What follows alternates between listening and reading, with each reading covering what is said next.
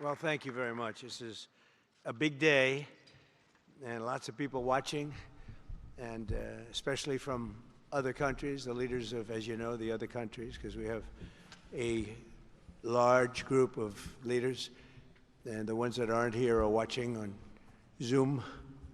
I hope they enjoy it. And the press, we appreciate it very much, so respectful. You've been so respectful of what we're doing. What we're doing is very simple, peace. It's called the Board of Peace, and it's all about an easy word to say, but a hard word to produce, peace. But we're going to produce it, and we've been doing a really good job, and some of these leaders that are with us have helped me very much during just this first year. We have a first year like probably no other ever in our country, because we settled 8 wars and I think a 9th to come. It's turned out to be a tougher one. I thought that was going to be the easiest one. But with war, you never know what's easy and what's not so easy. But we've had a great relationship, and I've become friendly with so many of the people. And I appreciate you being here. These are great people. These are great leaders. And the people that are watching by closed circuit and open circuit in many cases. They're so proud of it. They want it to be open. But they become incredible friends of mine. And, you know, we rebuilt our country in my first term, and now we're at a point that the United States has never seen before. We broke 50,000 on the Dow. They said that would take 4 years. We broke 7,000 on the S&P. They said you couldn't do that within 4 years. It would be impossible. And when I came in, they were all saying, if you could get to anywhere close to 40, 45,000, it would be amazing achievement over 4 years. Well, we hit 50,000 in the first year, and we hit 7,000, which was actually tougher to do, according to the Wall Street geniuses. We hit 7,000 in the first year. They said it could take 4 or 5 years. They'd be very happy. It would have been a great job. We did it in 1. But we're doing a great job. Board of Peace is one of the most important and consequential things I think that I'll be involved in. We've been involved in a lot, and really I've been involved in a lot with the people up here. We work together on ending wars with their country. Some of the wars were 32 years long, 32, 34, and a 37. That's a long time, and we ended it in about 2 days, each one of those. But we have some other work to do, and we're getting it done. Gaza is very complex. It's been amazing. I want to thank Steve and Jared for an amazing job. Marco's over there watching. Everybody's fantastic. And JD, what a job. They're all doing this. A team. I think it's the best team ever assembled. And you see that by the results. So today is a tremendous honor to welcome you all to the United States Institute of Peace for the inaugural meeting of the Board of Peace. Very important. I believe it's the most consequential board, certainly in terms of power and in terms of prestige. There's never been anything close, because these are the greatest world leaders. Almost everybody's accepted, and the ones that haven't will be. You know, some are playing a little cute. It doesn't work. You can't play cute with me. But they're playing a little bit, but they're all joining, everybody. Most of them very immediately. A few that we really don't want because they're trouble. Take care of them. But this is the most prestigious board ever put together. You know, I've seen some great corporate boards. I've seen some great boards, period. It's peanuts compared to this board, because we have virtually everyone is the head of a country other than Johnny, but he's the head of soccer, so that's not so bad, right, Johnny? I like your job the best, I think. And by the way, your World Cup has set every single ticket record in the history of soccer. In the history, nobody's ever seen anything like it. The sales are virtually complete. Nobody's ever seen anything, so congratulations. You made a good decision. We did it together. Thank you, Johnny. Great guy. So I want to thank the many leaders and dignitaries who have traveled great distances and lengths for the important gathering that we're at right now. This building was built for peace, and nobody knew what to name it. And then Marco named it after me. I had nothing to do with it. I swear I didn't. I swear. I had no idea. They said, there's a surprise coming. I didn't know that surprise. I thought they were going to give me a lot of money or something, maybe cash. Could always use some extra cash. But I came, and they stopped the beautiful beast. I got out very safely, I'm sure, and looked up, and there it said, Donald J. Trump on the building. And when I say that had nothing to do, nobody believes it, and that's okay. But I appreciated it. That was Marco and JD and a group got together, and they did that, and I just thought it was very nice. And it makes me work harder. We're going to have to work harder. We're going to have to make this building much more important. It's brand new. They built it for peace, but nobody occupied it. Nobody knew what the purpose of it. But the architecture is so beautiful, and it was with the meeting rooms, the reception rooms. It's really amazing. Who would think that it was built without anybody in mind or anything in mind, and then the State Department took it over. They liked it. Marco came over one day. He saw this. He said, this building is great. And he actually claimed it, right? He claimed it. And that's what he does. Where is Marco? I said, Marco, is that true? You claimed this building. You took it away from about 5 groups that wanted it. That was done very quickly, very methodically. But it was really, really built so beautifully in such a beautiful building. But we worked together to ensure the brighter future for the people of Gaza, the Middle East, and the entire world. I think that the Board of Peace, because it's mostly leaders and unbelievably respected people, but mostly leaders of Middle Eastern countries, countries from all over the world, and they've been very generous with money also. And the United States, which I'll say in a moment, is also very generous with money because there's nothing more important than peace. And there's nothing less expensive than peace. When you go to wars, it costs you 100 times what it costs to make peace. We have a man at the end right there that's smiling because you learned that after 30 years of fighting, right? 30 years of fighting, we got it done. I want to thank you very much. That was a great thing you did. You and your new friend, they came to my office and they said, I've been fighting for 22 years. Now you're there for 23 years, right? But I've been fighting for 22 years. That's all I've done is fight this gentleman. And his counterpart was there for 7 years. He said, I've been there for 7 years. All I've done is fight this gentleman. And we had it worked out in about 24 hours, right? And it's been a good peace. And I think they've become friends. I'm not sure I'm allowed to say that, but I think so. I think they've become friends, right? Right. Great. Stand up. Stand up. These are 2 tough cookies, too. You think that was easy? It wasn't easy. These are 2 tough people, good people, but tough people. But, we're in the Oval Office, and we were getting near. But the one was at one side of the room. I have 2 chairs right in front of the desk, the beautiful, resolute desk. One's over here. One's on the other side of the room. I said, folks, could you get a little closer? Well, I don't know. They felt very uncomfortable. They've been killing each other for 32 years. So I say, can you get a little closer? After 1 hour, they were right next to each other. We made a deal. They hugged, they signed, and we had peace with 2 very important countries, and I'll never forget it. So they started off a little weak, and they ended up really strong, and you can be very proud of yourselves. It was a beautiful thing to see. Thank you. Look at that. Can you believe it? 32 years. Thank you.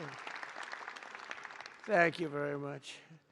But we're honored to be joined today by Prime Minister Rama of Albania. Where is President Milei? You're another one, I'll tell you. Where is President Milei? I endorsed him. I'm not supposed to be endorsing people, but when I like people, I've had a very good record of endorsing candidates within the United States. But now I endorse foreign leaders, including Viktor Orban, who's here, and others. And I endorsed this gentleman, Milei. He was a little behind in the polls. He ended up winning in a landslide. I just endorsed the Prime Minister of Japan. She was in a tight race, but was probably going to win. And she won in the largest number in the history of Japan. So she likes me a lot. But it was an honor, and you're doing great. Oh, look, they're sitting right next, Victor.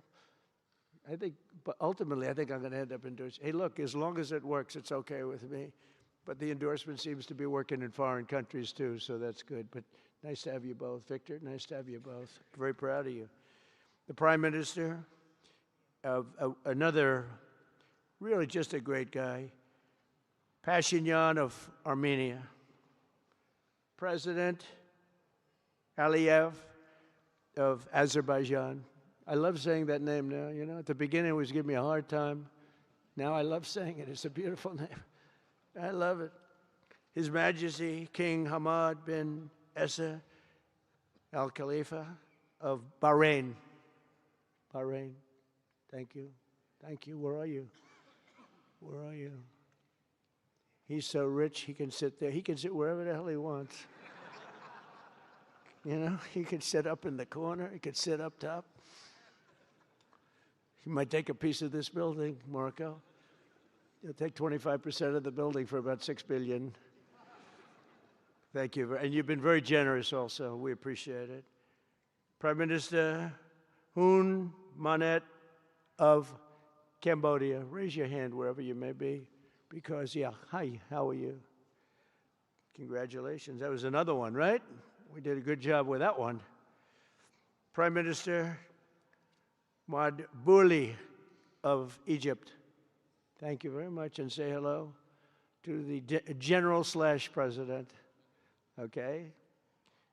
Prime Minister Orban of Hungary, who has my complete and total endorsement for election. Not everybody in Europe loves that endorsement, but that's okay. He does an unbelievable job. He's done an incredible job on immigration, unlike some countries that have hurt themselves, but they're working on it. But I just want to let you know, you have my total and complete endorsement, and I'm putting it out. I already did, but I'm putting it out again. And you're coming up with an election, and I think you should be good. I'll tell you, Millet did pretty well. He was a little down, right? And then he ended up winning in a landslide, so that's pretty good. You're going to do great, Victor. Thank you very much for being here. Appreciate it. You run a great country. A man that I really like a lot he's definitely tough. I don't want to fight him. President Prabowo of Indonesia. Thank you very much. Please, this is a big guy. I tell you, I said, how many people in Indonesia? He said, like 240 million. I said, no, say it again. How many? It's a big country you have. And you do a great job and respected by everybody. And thank you very much for being here. Thank you very much, Mr. President. President Tokayev of Kazakhstan, thank you very much. What a country that is. It's a wonderful country and a rich country, in case anybody has any question. We have some very rich people here today. President Osmani of Kosovo. President, thank you very much. Great job you're doing, too. Thank you very much. Prime Minister Sharif, I like this man, of Pakistan, because there was some fighting going on when I got to know him, and your Field Marshal, General, great general, great Field Marshal, a great guy. And I got to meet the Prime Minister. And he said in front of our Chief of Staff, Susie Wells, who's right here, he said, you know, nobody knows this, but I believe that President Trump saved 25 million lives when he stopped the war between us and India, right? You made that statement? I said 25 million lives? Could have been much more, actually. But it was really a beautiful thing. You said that in front of a group of people they walked out. They don't think about it, but you're talking about that kind of lives. That war was raging. Planes were being shot down, right? And it was Pakistan and India. And I got on the phone with both of them, and I knew them a little bit. I knew Prime Minister Modi very well, actually. I got to know Pakistan through a little trade. They were trying to make too good a deal, and I got a little upset with them. And in the end, they got what they wanted, right? And they made a good deal. And I got to like them, the Prime Minister, the Field Marshal, who's a tough man, a tough, good fighter, right? Good, serious fighter. I like good fighters, actually. And when I heard that they were fighting, I picked up a certain newspaper. I won't tell you which one because it's fake news generally. But I picked up this newspaper and I saw that Pakistan and India were really going at it. And then it got worse and worse, and many planes were shot down. It was all out. And I called them. I said, listen, I'm not doing trade deals with you two guys if you don't settle this up. They said, no, that has both of them. They didn't want to do that. I said, no, it has to. If you don't do it, I'm not doing a trade deal. We're not doing a trade deal. And they do a lot of business with the United States, and they sort of softened up all of a sudden. Then all of a sudden I read where there was a little bit of a pullback by one, then the other, and all of a sudden we worked out a deal, right? But I said, if you fight, I'm going to put 200% tariffs on each of your countries, which essentially makes you not allowed, you can't do any business. One of them, I won't say which one, said, no, can't do that. They both wanted to fight. But when it came to money, it's not like money. When it came to losing a lot of money, they said, I guess we don't want to fight. And we solved that deal in 2-3 days, right? And we did. We said, these are two very powerful nations. These are two nuclear nations. And I don't want to say what was going to happen, but, bad things happen.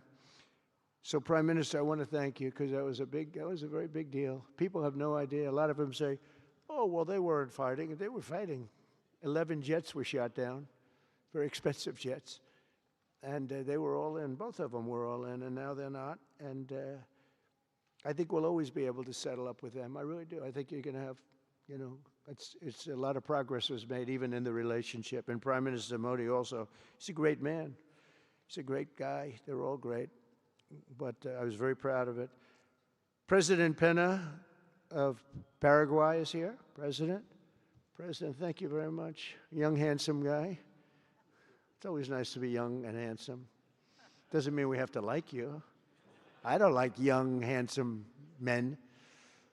Women, I like. Men, no, I don't have any interest. Good. That's right. That's right. Thank you very much. You're doing a great job, too. His Excellency Prime Minister Al Thani of Qatar, just a great man, a great man and highly respected. And he's working with a man who is amazing.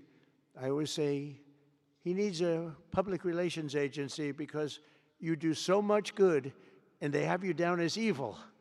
And you're not evil. You help us so much and you're such a good ally. And I just want people to know that. And the Emir is incredible, smart as you can be, a great leader. And he cares so much for the people. And he cares so much for the Middle East. So I want to thank you very much and send my regards. Your country has been a great help. So, surprising to some of the people writing out there, but now they'll start changing their tune because it's true. I only tell the truth. Prime Minister Don of Romania, wonderful people. The Romanian people are fantastic, fantastic people, like you're fantastic. And a lot of them come and work in this country and help us in this country, as you know, and it's they are just really, really solid people. President Mirziyoyev of Uzbekistan, who is where? There he is, and a friend of mine. He's got one of the most difficult names in history, but that's okay. It doesn't matter. Your country's doing great. You're doing great. And just no problems. Every time I see him, nope, we're doing good. No problems. And General Secretary To Lam of Vietnam. Vietnam is incredible as a country and as a force. And it's an honor to have you. A really great honor to have you. A lot of respect. A lot of respect for your country. We'll also want to express my gratitude to Vice President J.D. Vance, who is a fantastic man. He's a fantastic talent. He was a great student. He went to one school. He graduated. Most people, if you watch some of the people that were at the event in Munich, they didn't graduate quickly from college. They had everything they could do. There was one young, attractive woman. She was unable to answer questions.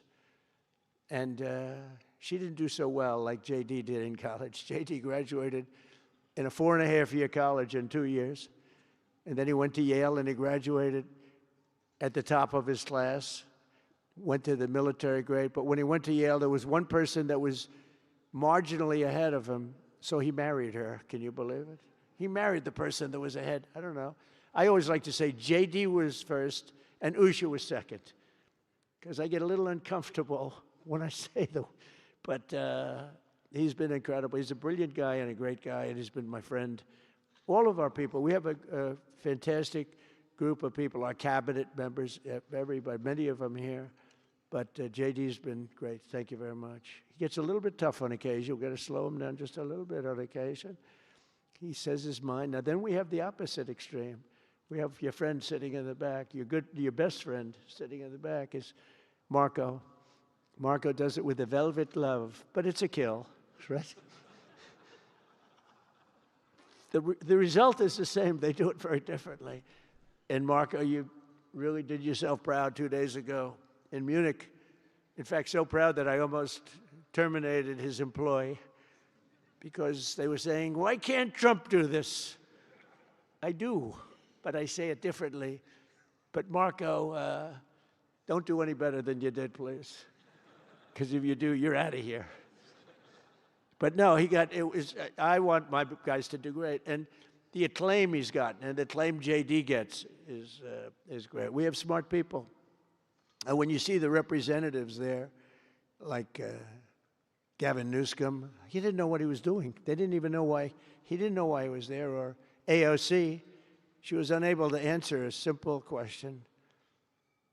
And she could have said, well, I'm studying it, and I'll report back to you next week. You know, you can get away with that. But she just went,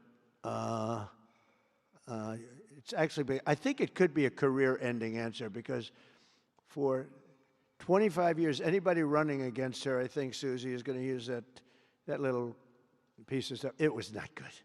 It was not good. That was not a natural. So I want to thank J.D. I want to thank Secretary of State Marco Rubio. They're extraordinary. I want to thank Special Envoy for Peace, Steve Witkoff, who has been unbelievable.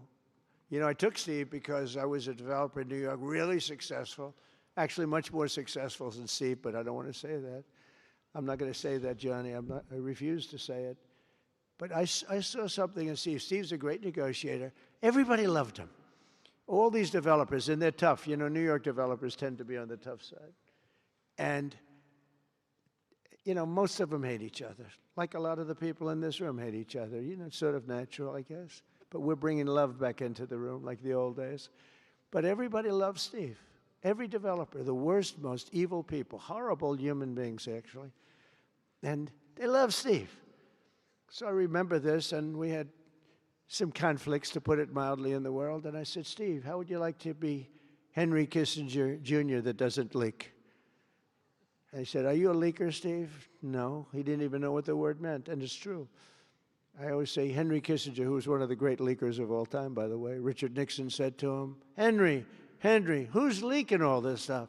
I don't know, Mr. President. It was Henry. It was like, these are little stories I like telling you. But Steve has been unbelievable. Everybody likes him. Ukraine loves him. Europe loves him. Russia loves him. I mean, there's nothing wrong with this. He goes to see President Putin. Didn't know Putin. I set him up a meeting to see. I said, how's Steve doing? Sir, he's still inside. Oh, that was an hour. I called back. Tell Steve to call me when he's finished. I want to find out what the hell is going on. We want to end that war. Sir, he's still inside. 3 hours, 4 hours. They were together for 4 hours, the first meeting. That's talent. And they get along. I mean, people like or don't like Putin or Zelensky. They get along. Same thing with Zelensky. I mean, they all love Steve, and Steve's doing a great job. That's a tough one. That's a much tougher one. I would have thought that some of the ones that we settled that are up here would have been, I thought this would be easy because I have a very good relationship with President Putin. I have a very good relationship with President Xi. I'm going to be going to China in April. That's going to be a wild one. I said, but we have to put on the biggest display you've ever had in the history of China. You know, last time I went to China, President Xi, he treated me so well. He gave me a display. I never saw so many soldiers all the same height, exactly the same height within a quarter of an inch. You can do that when you have 1.4 billion people. You know, lots of shoulders. Everybody was within about 1/8 of an inch the same height.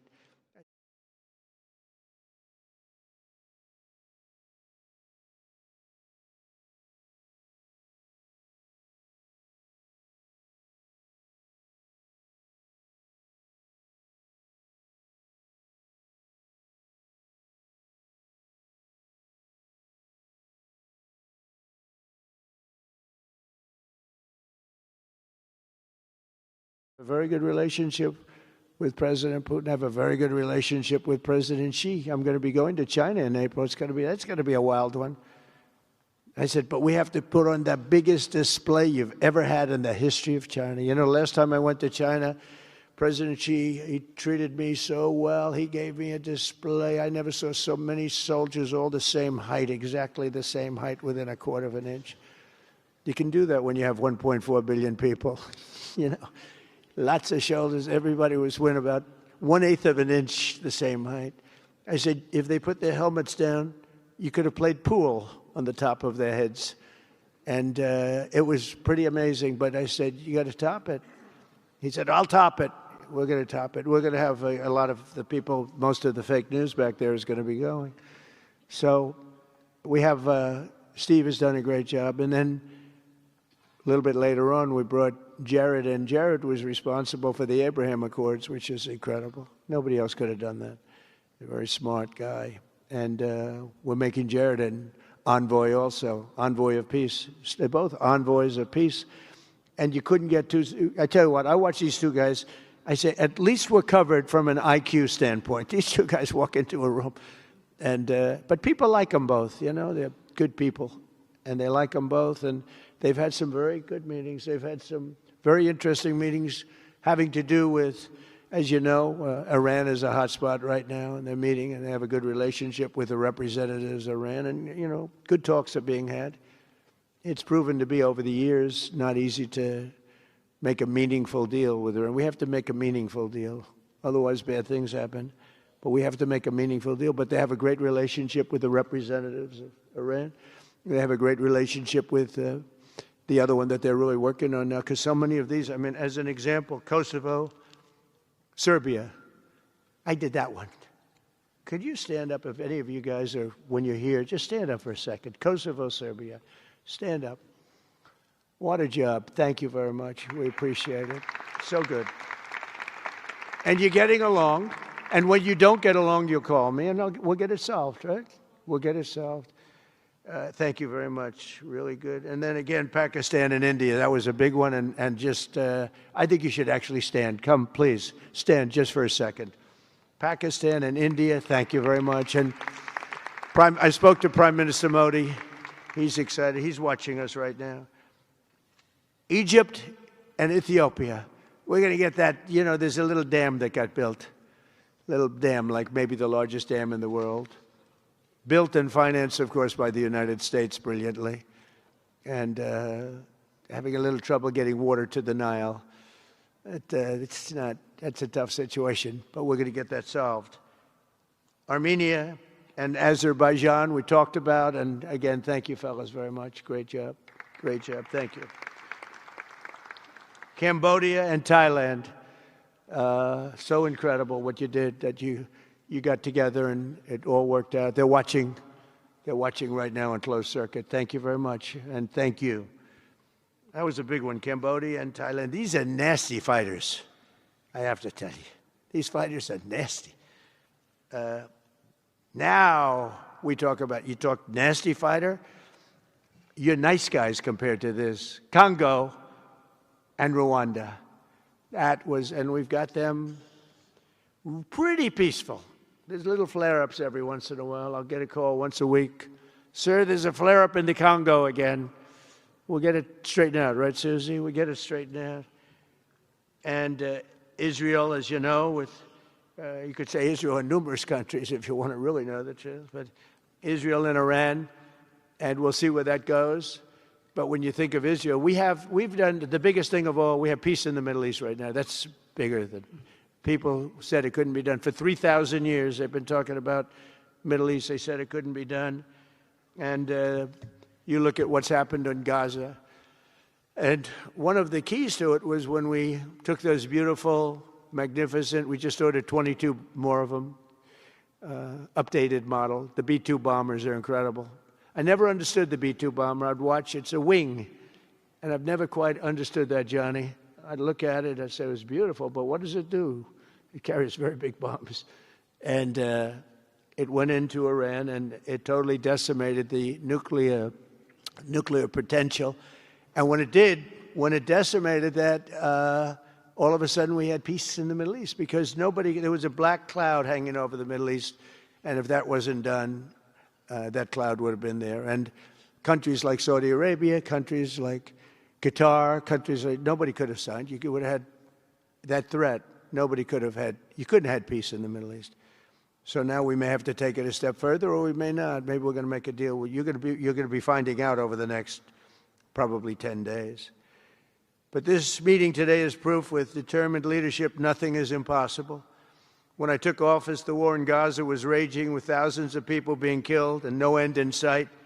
Today, thanks to unrelenting diplomacy and the commitment of many of the great people in this room, we have 59 countries signed up on Gaza. Think of that. We have, it's amazing. But all the people, many, really so many in this room, the war in Gaza is over. It's over. There are little flames. Hamas has been, I think they're going to give up their weapons, which is what they promised. If they don't, it'll be, they'll be harshly met, very harshly met. They don't want that. All the stuff like they don't mind dying. They told me that's not true. Everyone said, oh, they don't mind dying. No, they don't want to die. They said, we don't want to die. People don't want to die. The ceasefire was held, and every last remaining hostage, both living and dead, has been returned back home. Think of that. That was an impossibility. And we did hundreds of hostages, but the last 20, and I always said to Steve and Jared, I said, the last 20 are going to be very tough, very, very tough. And we got them back. We got the living back, and then we only got about 16 of the dead, and we said, well, you got to get them all. You promised them all. And they dug and dug and dug. You can imagine it's a job that's brutal. And Hamas really did a lot of that work. And you got to give them credit for that. They brought the last one home a week ago, and we got all 28 of them, living and dead. The amazing thing, because I've never seen anything quite like it, the parents of the dead, they knew their boy was dead. This case, boys, all boys, men, but to the parents' boys, they knew their boy was dead. They wanted that dead body as much as if he were alive. And when they got them back, there was great sadness, but there was great joy, too. They wanted it as much as the people that got their sons back alive. But we got a lot of people before those 20, Steve, what nobody talks about. But, hundreds of people. We did a good job, and you guys did a fantastic job. I want to thank every nation that helped us achieve this monumental breakthrough, saving countless lives, and really bringing peace and bringing the concept of peace, because nobody thought peace in the Middle East. I've always heard peace in the Middle East is impossible, and it's turned out not to be. And we do have some work to do with Iran. They can't have a nuclear weapon. It's very simple. You can't have peace in the Middle East if they have a nuclear weapon. And they can't have a nuclear weapon, and they've been told that very strongly. Since the hard-won ceasefire of last October, the United States and our partners have facilitated the delivery of vast amounts of humanitarian aid, numbers that nobody's ever seen before. In November, the United Nations Security Council unanimously approved the Board of Peace. And last month in Davos, we welcomed over 24 members to this very important new organization. And we are very closely working with the United Nations. In fact, I'm going to speak to the Secretary General in a little while. He's a good man. And I've had a good relationship. Other than in my last speech, they did turn off my teleprompter. I got up there. My teleprompter didn't work. I'm sitting in front of all of you people and more. I had no teleprompter. I knew I was in trouble because I'm walking up. You know, the teleprompters are over here. I had the most beautiful speech ready. I was all set to knock them dead. First, I had an escalator that stopped. You know that. It's going up. Boom. It's lucky my movie star first lady was in front of me because I put my hand on a certain part of her body and I was able to stop my fall. Otherwise, because she had no trouble, I said, boy, that was a very sharp stop, Johnny. So I said, that was strange. I've been on a lot of escalators. It's never happened before. Usually it stops very slowly. This was just boom. But our First Lady was right in the proper location for me. I'm waving to people, and she was holding on a little tighter. She knew what was happening. She did. She said, that's a very successful movie out right now, like #1. Can you believe this? And she's a big movie star. And I always say it's trouble because I always say there's not room in one family for 2 stars. I told her that. We can't have 2 stars in one family. So I don't know what that means, but it's not good. But it is good because we're proud of her. She did people in the United States love the First Lady, and she did the movie, and it's become the biggest selling documentary in 20 years. Can you believe? The theaters are all packed. Women especially, they go back 4 times. But together we're committed to achieving a Gaza that is properly governed throughout. The whole area is going to be, you know, so many countries that have really nothing to do with the Middle East, but they may be somewhat close by. They're all involved. They want to go in and fight. They tell me all the time, we'd like to send soldiers to fight if it's necessary. And I don't think it's going to be necessary. We have 2 countries that want to go in and do a number on Hamas. I said, I really don't think I hope it's not going to be necessary because they made a promise and they promised me get rid of their weapons. Looks like they're going to be doing that, but we'll have to find out. But it's no longer a hotbed of radicalism and terror. And to end that, we have today, and I'm pleased to announce that Kazakhstan, Azerbaijan, UAE, Morocco, Bahrain, Qatar, Saudi Arabia, Uzbekistan, and Kuwait have all contributed more than $7 billion toward the relief package. That's great. Thank you, fellas. Thank you. We're contributing too, so the numbers are, you know, this just started. This is our first meeting. But every dollar spent is an investment in stability and the hope of new and harmonious. It's a region that's so important, it's so vibrant, it's so incredible. The people are so incredible, but we want to have a harmonious Middle East. The Middle East is amazing. So many friends in the Middle East, they're so smart. Sometimes they're too energetic. That's the, you know, a lot of people aren't energetic. Sometimes they're a little bit too energetic. These are great people. The world is now waiting on Hamas, and that's taking place. And it's the only thing that's right now standing in the way. We have Lebanon with certain things that we're working on that are very important. We have to solve the problem of Lebanon, but it's relatively small in terms of what.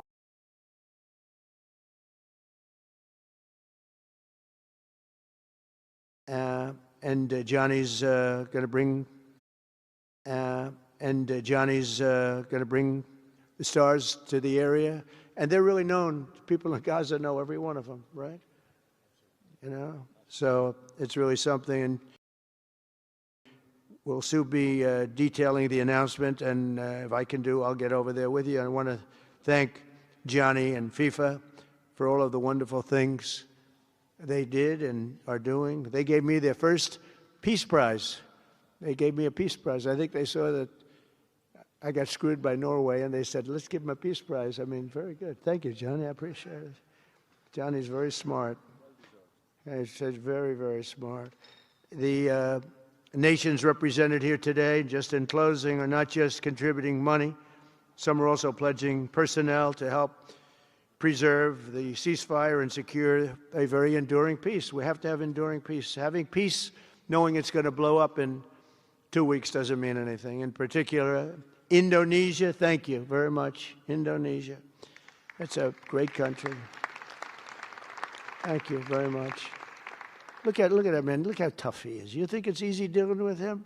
Look at that face. You are a tough cookie. And we say it lovingly, too. We need strength. You say, see, he doesn't mind. He's tough and he's smart. And smart is more important. Morocco, thank you very much. Great. What you're doing is great. Albania, Kosovo, Kazakhstan have all committed troops and police to stabilize Gaza. Egypt and Jordan are likewise providing very, very substantial help, troops, training, and support for a very trustworthy Palestinian police force. We think we're getting some very good people on that police force. And, you know, it's peace in the Middle East. We have peace in the Middle East. Think of it. For years you've been hearing about peace in the Middle East, and everybody's saying it's impossible.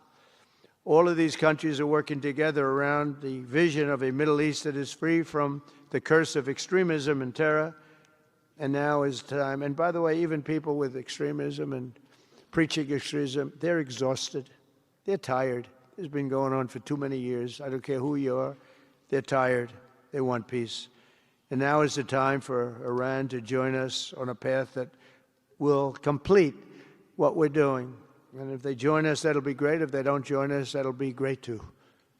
But it'll be a very different path. They cannot continue to threaten the stability of the entire region, and they must make a deal. Or if that doesn't happen, I maybe can understand. If it doesn't happen, it doesn't happen. But bad things will happen if it doesn't. With the commitments announced today, the Board of Peace is proving that it does not just convene countries. It devises and implements, and real solutions happen. We've come up with solutions. This is so little talk. This is very little talk, all action. First time, it was always talk in the Middle East. People would talk about peace in the Middle East, and then they'd go home and they'd never even think about it again. Nothing would happen. We're providing a model for how responsible sovereign nations can cooperate to take responsibility for confronting problems in their own regions. The Board of Peace is showing how a better future can be built, starting right here in this room. And I want to let you know that the United States is going to make a contribution of $10 billion to the Board of Peace. Thank you.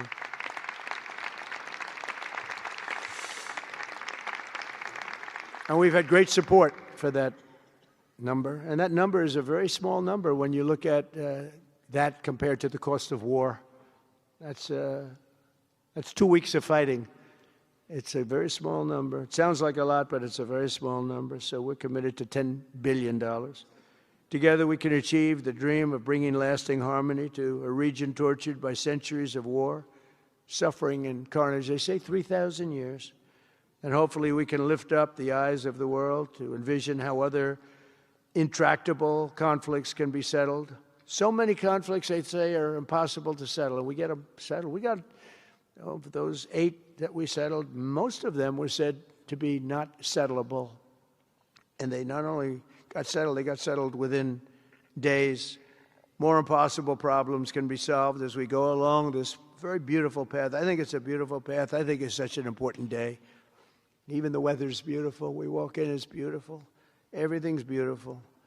But the ancient wounds can be healed, and they are indeed ancient. This has been going on for so many centuries that our entire planet will be a better, safer, more beautiful, and more peaceful place for us all. We're going to be working with the United Nations very closely. We're going to bring them back. I think the United Nations has great potential, really great potential. It has not lived up to potential. The 8 wars, I never even spoke to them about one of them, and I should be speaking to them about all of them.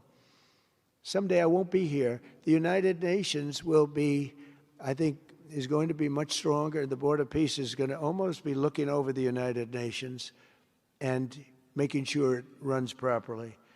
But we're going to strengthen up the United Nations. We're going to make sure its facilities are good. They need help, and they need help money-wise. We're going to help them money-wise.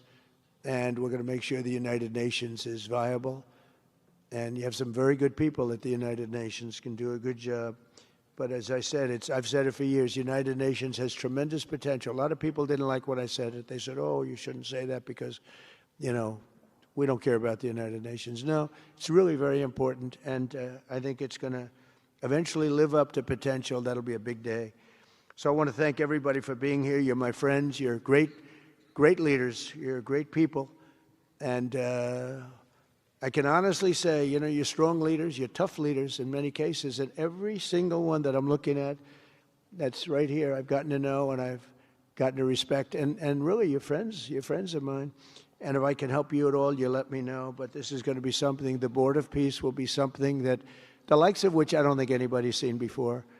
And thank you all very much. It's a great honor. I'm going to ask J.D. Vance to come up and say a few words. Thank you very much.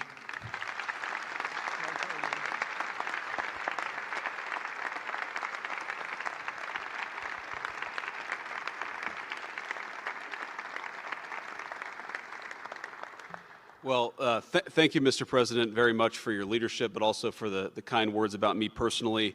I knew exactly what I wanted to say, but then after the President said that I was so smart and that I didn't want to repeat our Congresswoman who froze for 20 seconds over in Munich, now I'm tempted, sir, just to freeze for 20 seconds and just stare at the cameras, and maybe they'll say nice things about me like they do about Congresswoman Cortez.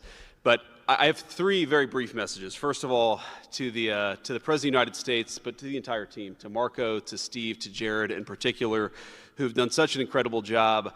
I think what this Board of Peace represents is a recognition that if you actually have a President of the United States and a team that's committed to diplomacy, it can actually work. When I look at what happened to Israel on October the 7th, all those innocent people who were murdered, the fact that you had all of these hostages, and of course, a terrible war that came from it, I remember thinking to myself, how is it ever going to be possible to get these hostages home safely, to make it possible for the people of Gaza to actually have a reasonable future, but also to ensure that Israel is never attacked again? It turns out the answer was you just needed a president who was committed to the effort and committed to the work, and that's what we had, thankfully, under the leadership of this president. And you got to make peace, but then you have to make the peace stick. And that brings me to my second point. That's what the Board of Peace, I think, is fundamentally about, is making the peace stick. And it's an incredible thing that you guys have all done. So to all of the leaders gathered here today who are investing in the future, who are investing in peace, we're grateful to you. We're grateful for your partnership. And in particular, I think to the President of Azerbaijan and the Prime Minister of Armenia, who I just saw last week, thank you all for making it possible and for showing what real leadership can accomplish. When you set aside weapons and killing and destruction and invest in your people and invest in prosperity, it can create great things. So thank you both for what you did. I think it showed great leadership. And finally, to the American people, I think it's important that the American people recognize why we're here today. And the reason that we're here today is, yes, to save lives and yes, to promote peace, but this creates incredible prosperity for the American people. The countries represented here represent trillions of dollars of investment in the United States of America that would not have been possible without this president's leadership and advocacy for peace. The economies here represent millions of American jobs of people who are receiving products built in American factories and made by American workers would not be possible without a focus on peace. So, Mr. President, while I think this is great for the world, I also think it's really, really great for the United States of America, so we're looking forward to the partnership. With that, I want to turn it over to the MC for the rest of the program, and that is our great press secretary, Carolyn Levitt. Thank you.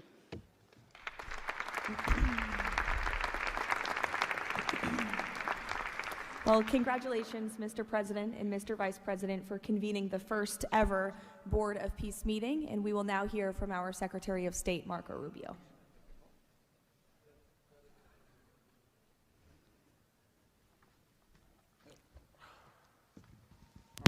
I'll be brief and to the point. We want to talk a little bit about the strategic vision of this organization and begin doing so by first acknowledging that we are here today because the President of the United States, Donald J. Trump, has both an ability and a willingness to use the power of his office to think outside the box.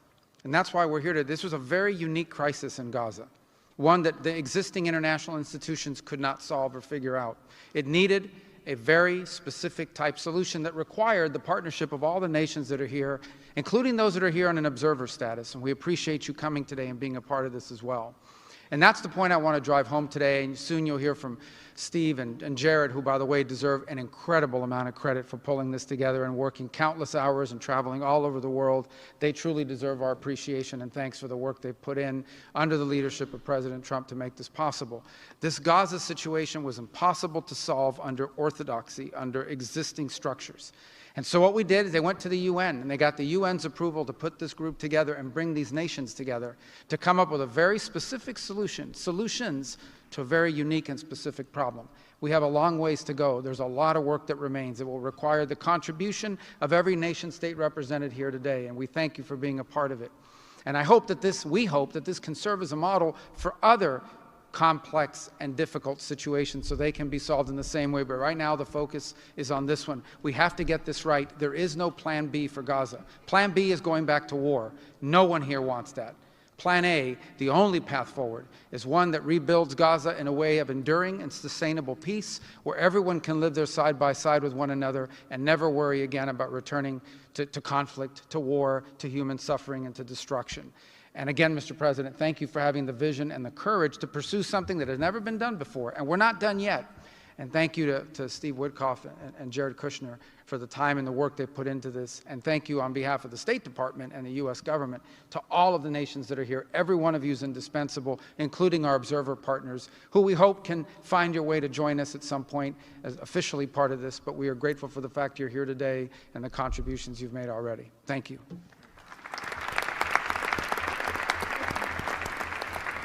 Thank you, Marco. We will now hear from our Special Envoy, Steve Witkoff.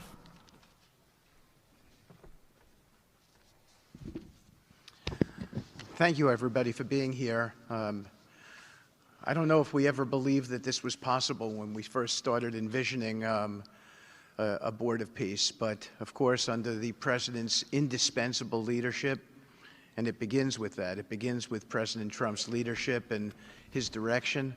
We are here today, and it's pretty amazing. I think we have some people to thank. We had an amazing partnership between the mediating countries, Qatar, Egypt, Turkey.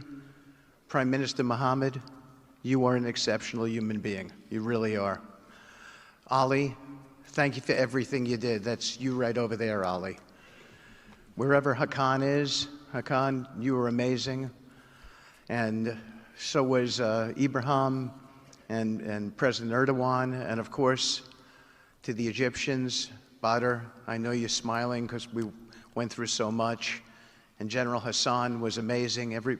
We all became friends here, and Prime Minister Sisi, President Sisi, pardon me, and so many others. But our team, JD, your insight, your counsel, and Marco, you're an amazing secretary, and it's a privilege to work for you. And Jared, you are my dear friend and the best partner I ever had.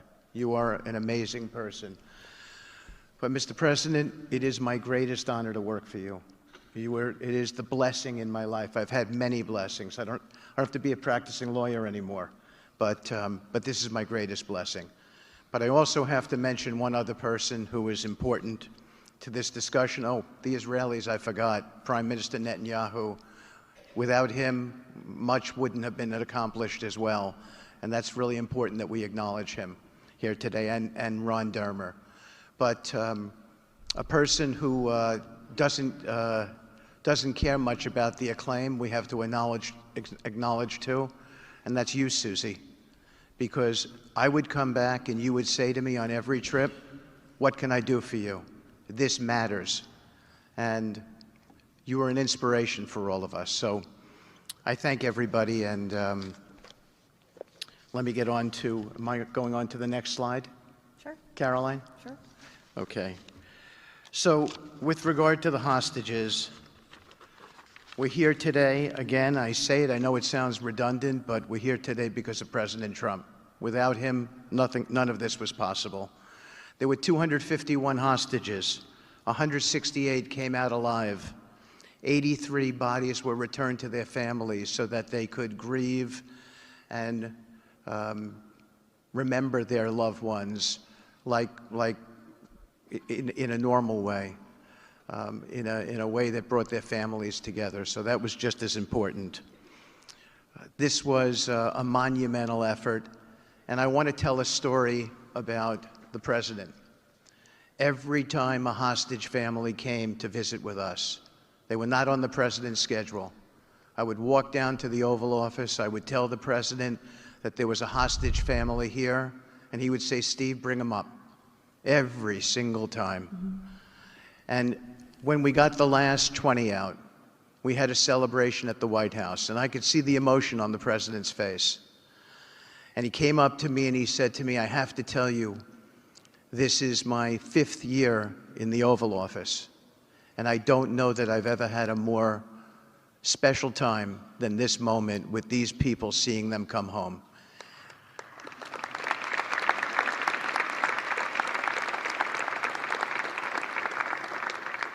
And I said to the President, "You have to look around because none of them would be home without you, sir. None of them." So I only want to tell you, Mr. President, you gave me my greatest honor to work on this effort, and I thank you.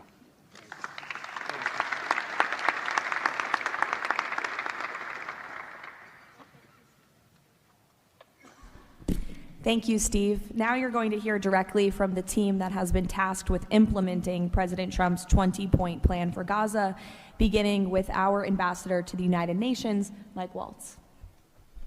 Thank you, and thank you, Mr. President, Excellencies. First, let me wish everyone a happy and prayerful Ramadan. Thank you so much for joining all of us today. Mr. President, Excellencies, bottom line, humanitarian aid has absolutely surged since the Gaza war ended. Our Central Command, our great military, is working together with Israel, with the UN, so many countries here to coordinate the aid, to make sure there's deconfliction.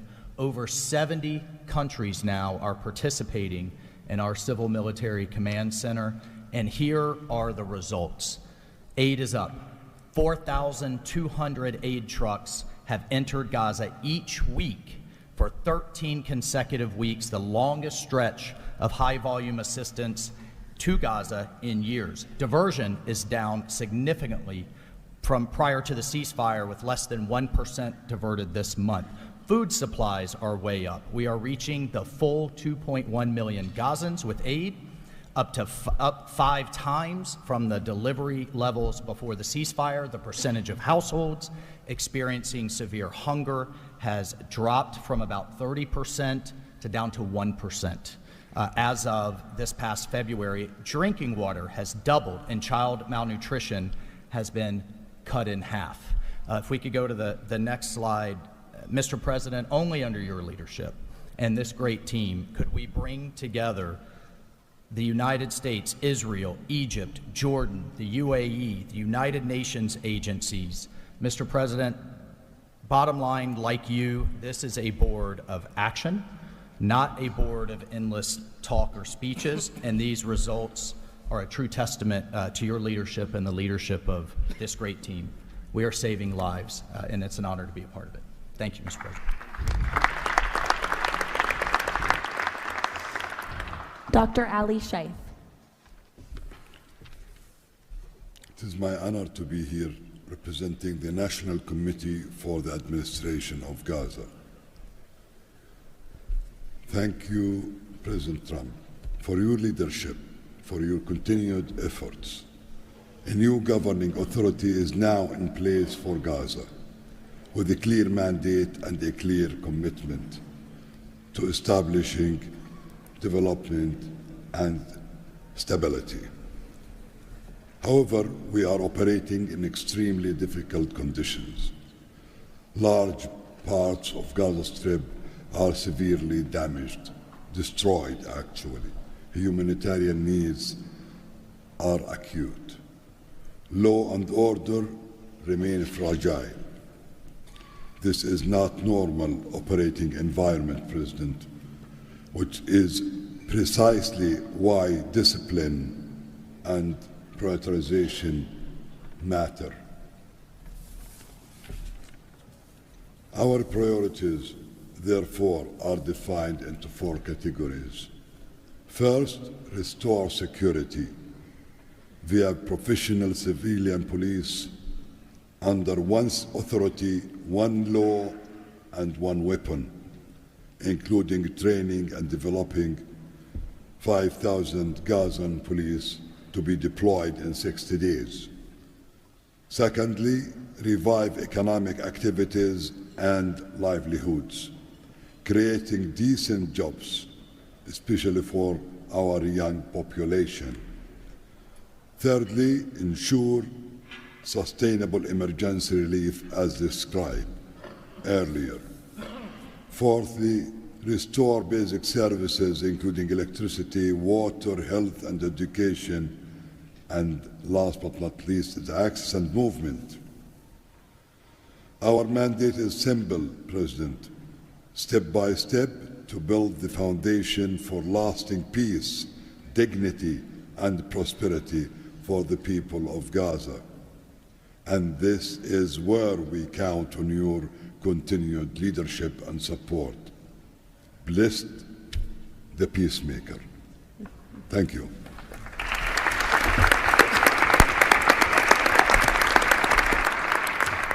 Thank you. Now, Nick Mladenov. Thank you, Caroline, and thank you, Mr. President.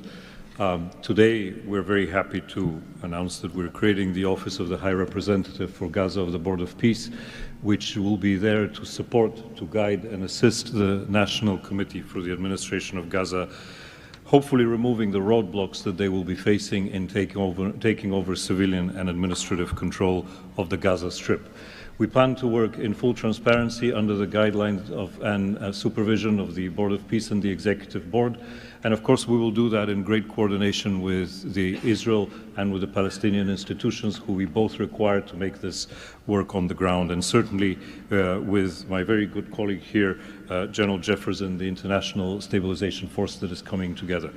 Mr. President, if I can actually use the opportunity to announce some breaking news that as of this morning, we started the process of recruiting Palestinian police force that Ali was just referring to. And just in the first few hours, we have 2,000 people who have applied to join a new transitional Palestinian police force to be formed in Gaza under the authority of the National Committee with the support of the Board of Peace, trained in Egypt, where we have received an excellent proposal of how to do that forward. And this is critical to what we need to do as we begin this process. And if we may move to the second slide. It is this Palestinian security force under the authority of the National Committee for the Transition Period that will allow us to ensure that all factions in Gaza are dismantled and all weapons are put under the control of one civilian authority. The only way to do that is the full implementation of the 20-point plan and the UN Security Council resolution, which binds us all to make sure that that is the way forward. We have now a fully agreed framework with the mediators on how to do this, and I thank very much the state of Qatar, Egypt, and Turkey for their excellent support in this. We now need to move forward on communicating it and negotiating the details of the implementation plan with the factions on the ground. But rest assured to all of you that we're on the right track, and if I can ask one thing of all of us, is to make sure that we have one message. There is no other option except the full demilitarization and decommissioning of all weapons in Gaza for reconstruction to begin and for people to have a new way of life going forward. Thank you.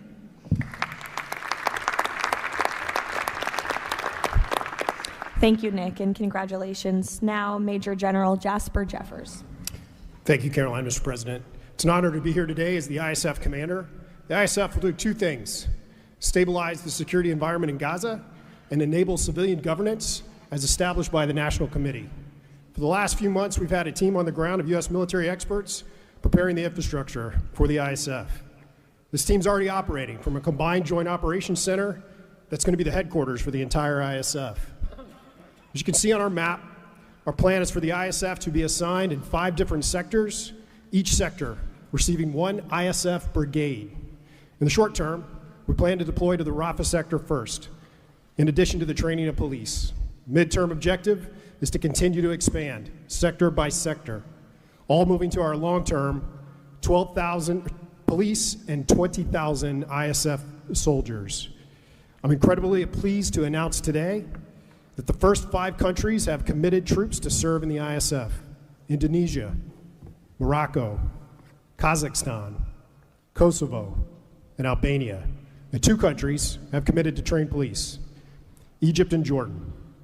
I would also like to announce that I have offered and Indonesia has accepted the position of Deputy Commander for the ISF.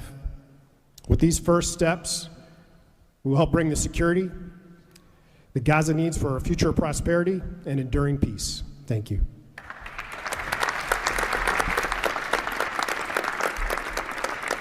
Thank you, Major General. Mr. Tony Blair.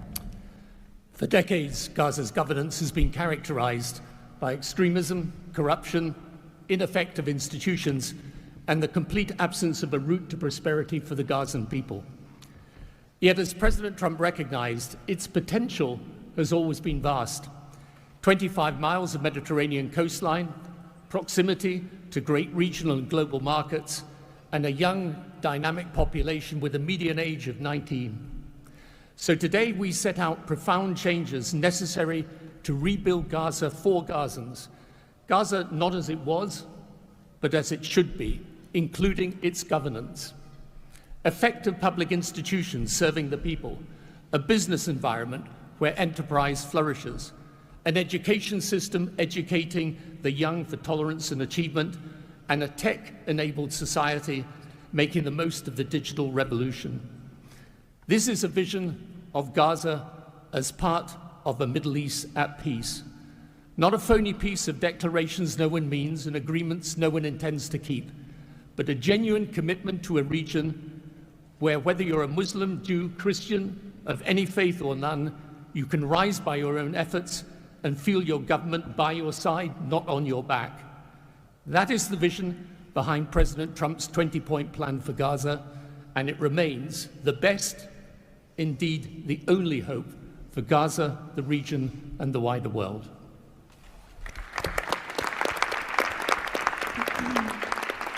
Thank you. Mr. Yakir Gabay. Hello, everybody. Thank you, Mr. President. Gaza is destroyed. We assembled here on this historic day with common vision to rebuild Gaza for the next generations. Our mission is to recycle and remove 70 million tons of rubble and UXO and hundreds of miles of tunnels, arrange for the population fast temporary housing, in parallel to start construction of infrastructure and permanent housing. We have a detailed master plan for housing and infrastructure of modern schools and hospitals, manufacturing and agriculture, roads and trains, water and energy plants, logistic hubs, telecom, tech and data centers, sports and leisure facilities, seaport and airport, and much more. We lined up many regional contractors who build housing for millions of people in the Middle East. They will join the massive redevelopment with competitive pricing. The funding is ready and will be invested in a free economy. The local population will build their own cities, which will create hundreds of thousands of jobs and will revive the economy. The Gaza coastline is 26 miles long. It can be developed as a new Mediterranean Riviera with 200 hotels and potential islands. The value goes to the Gazans through the Gaza Sovereign Fund. This plan is all subject to a full disarmament of Hamas. Thank you very much. Together we will make this vision into a reality.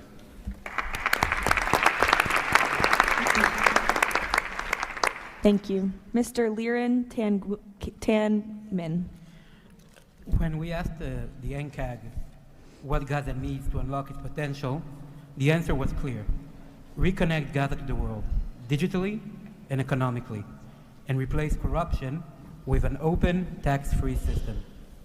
Gaza was once a vital trade hub between Asia and Europe.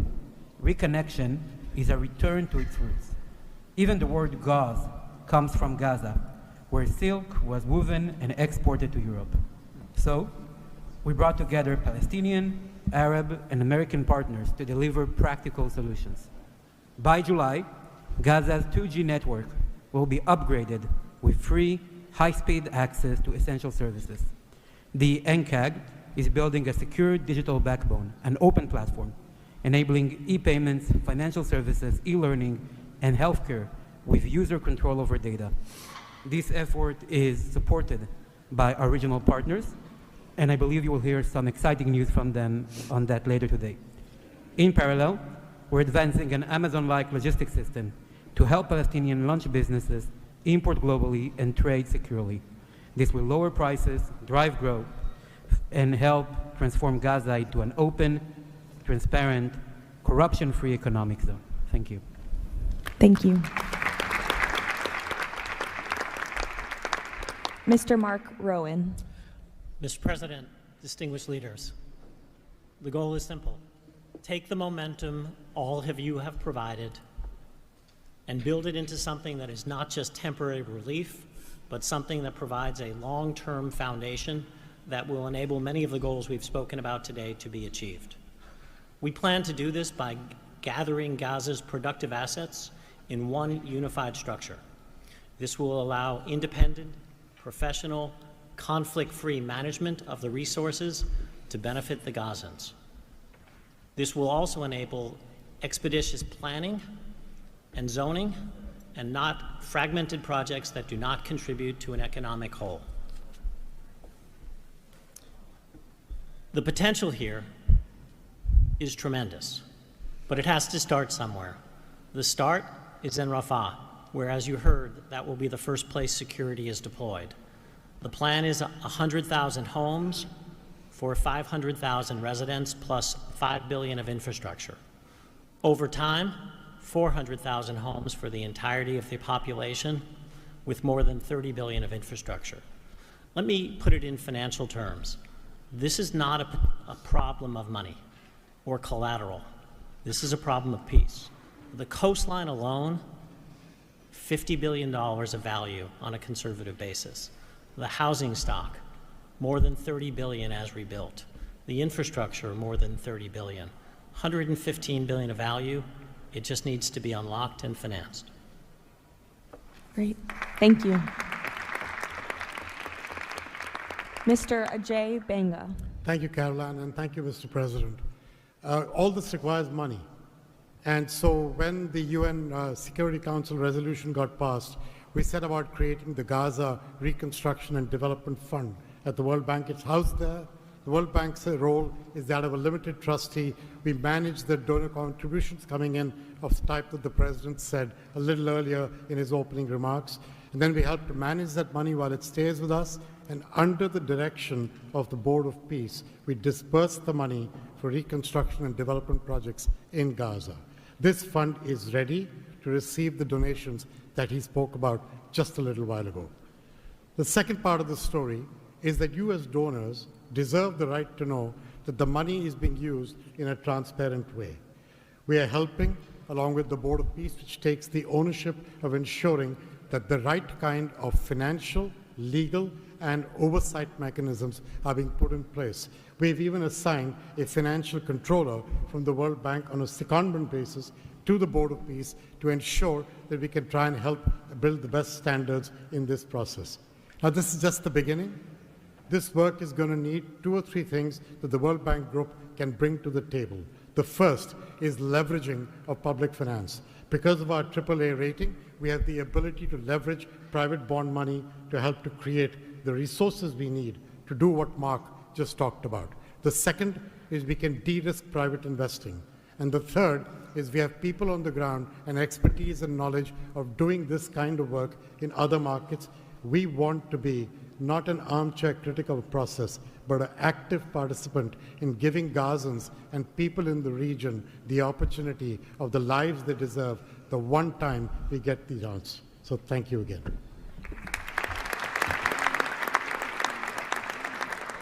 Thank you all for your tremendous work. Before we turn it over to many of the distinguished leaders who are here today, we are going to hear from Mr. Kushner to talk about the future of the Board of Peace.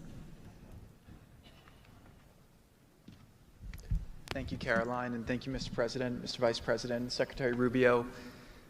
We cannot change the past, but I think that what you're seeing today is that we can potentially change the future if we focus and do this in the right way.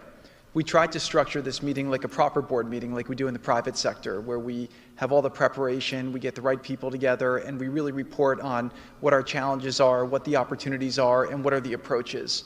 What you've seen today is just a small sample of the work that's been done. And I really want to thank the entire team that's worked so hard at this. A lot of these people are volunteers. They're doing this not for any personal gain. People are not personally profiting from this. They are really doing this for their children and for their grandchildren and because they want to see peace. One small anecdote is Liran said to me, "Are you sure I should be presenting? I'm a Jewish Israeli and I'm working on Gaza and all these things." And I said, "That's exactly why you should be presenting today."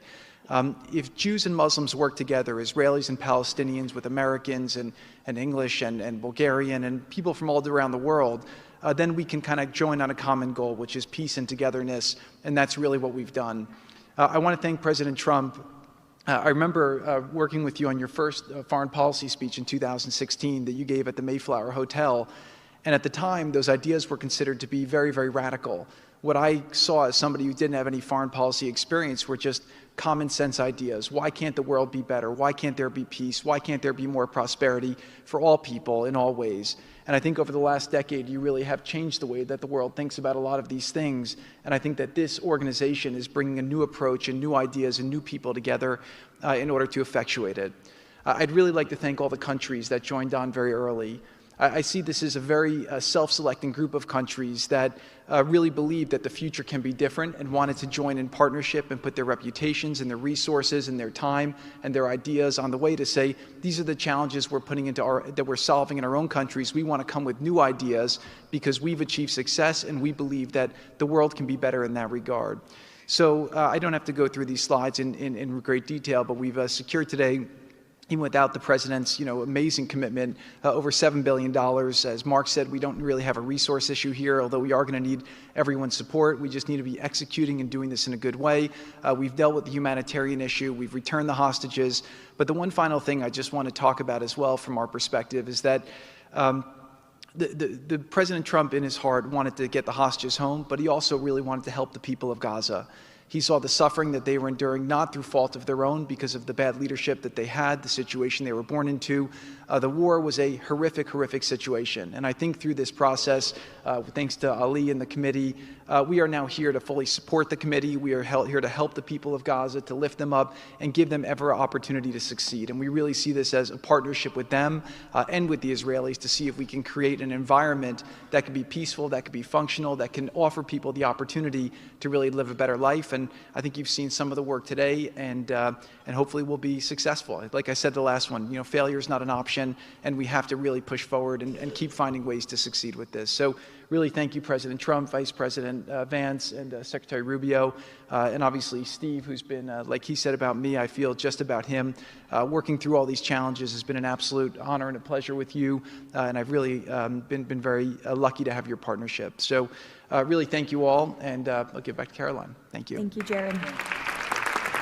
The war Hamas began has left... The war Hamas began has left Gaza in ruins. Yet from these ruins, a new future will rise. President Donald Trump unparalleled achievements in just a few months. The United States, together with key regional and global partners, has signed the 20-point Gaza Peace Plan, a blueprint for security, peace, and prosperity. All the hostages returned, the living ones to their homes and the deceased to burial. Ceasefire is stable and the killings from both sides reduced by 99%.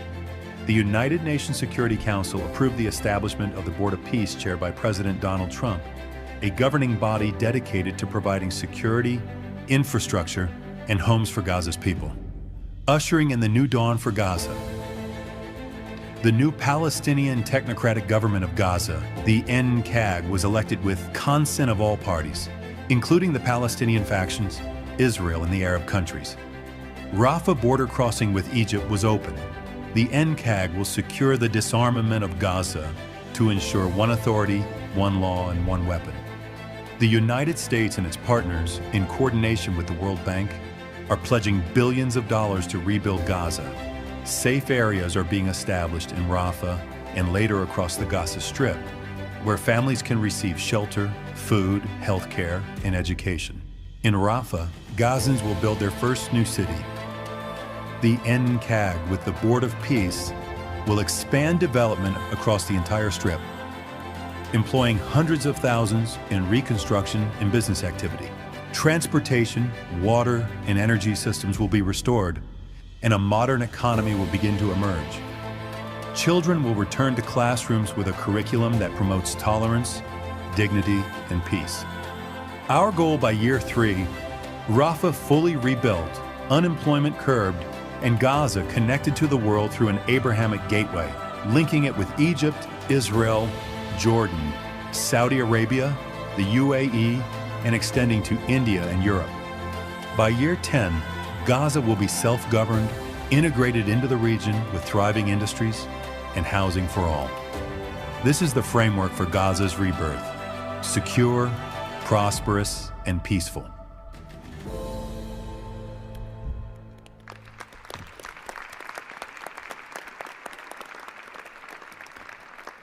It's amazing.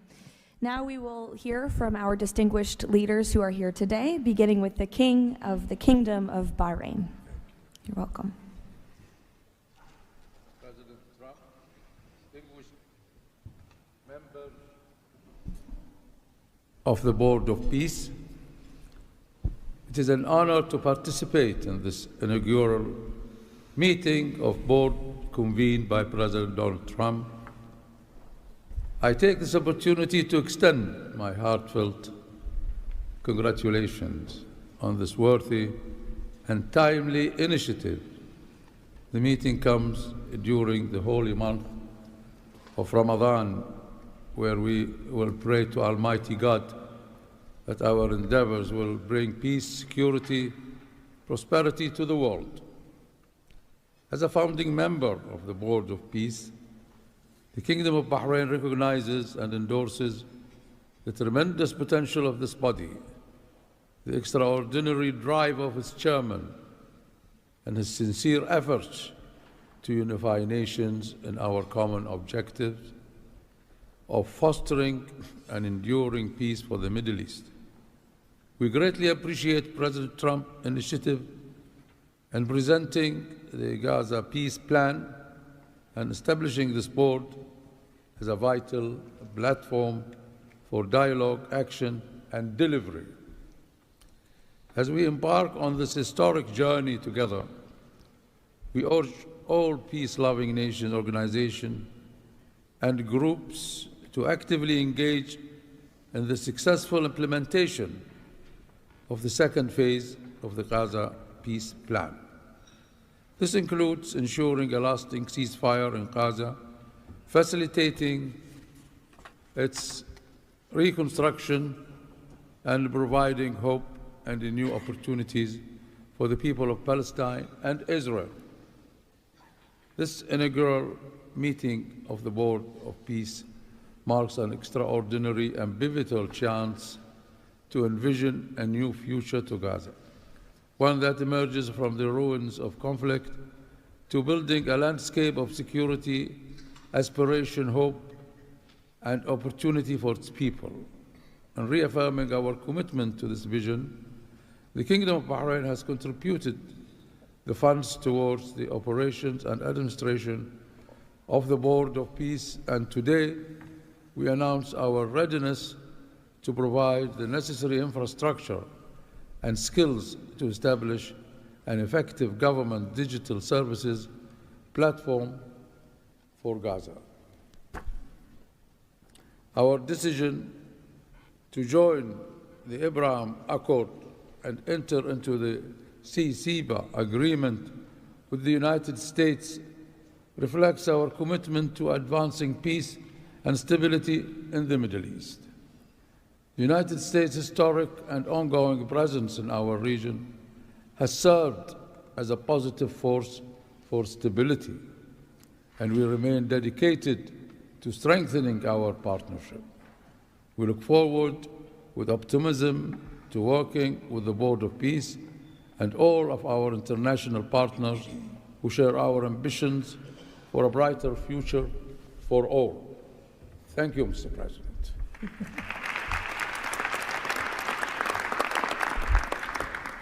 Next, the President of the Republic of Kazakhstan. Dear Mr. President, ladies and gentlemen, Our meeting here at the Donald Trump U.S. Institute of Peace comes at a moment when decisive and pragmatic actions matter most. In fact, it's about making durable peace through practical, target-oriented measures, but not through endless conferences with wishful resolutions. Mr. President, your clear vision and far-sighted approach to promoting global peace and stability has inspired my country to join the Board of Peace. The Board of Peace is widely expected to respond directly to new realities by reinforcing existing multilateral efforts. The world has never seen a move like this. It is absolutely unprecedented because, in essence, peace through construction is a very innovative concept or project, and it has every chance to become a reality by our joint efforts. Therefore, Mr. President, I acknowledge and accept your conviction that lasting peace must be built on concrete actions. As our first step, we are ready to contribute a significant amount of cash finance directly to the Board of Peace without any delay. Kazakhstan is also keen to be part of the restoration and construction process through international companies with strong credentials. The program, mostly funded by our government, may include the construction of infrastructure, housing, residential complexes, schools, hospitals, and other important civilian facilities, as well as the rubble clearance. We pledge to fully accomplish our financial commitment toward the board. As one of the world's major producers of wheat, Kazakhstan is ready to provide humanitarian assistance to enhance food security in Gaza and beyond. Kazakhstan plans to provide 500 scholarships to Palestinian students to pursue academic programs in our universities over a 5-year period. We can share our internationally recognized e-government expertise and other digital solutions. Kazakhstan is willing to support the ISF by deploying military units, including medical units, and sending our observers to the Civil-Military Coordination Center. Sustainable development in the Middle East requires new ways to promote peace, cooperation, and trust across the region. That's why Kazakhstan has joined the Abraham Accords. This crucial move is fully aligned with the noble mission of the Board of Peace. Both of them may constitute a solid basis for joint efforts to promote peace and security in the Middle East and to foster economic, humanitarian cooperation in the region and even beyond. Given the global nature of the board's agenda, Kazakhstan is committed to providing practical support, including through hosting meetings at different levels and scales. I also would like to propose to establish a special President Trump's Award of the Board of Peace to recognize his outstanding peace-building efforts and achievements. I am confident, Mr. President, that under your strong leadership, the Board of Peace will successfully deliver its great noble mission. Thank you.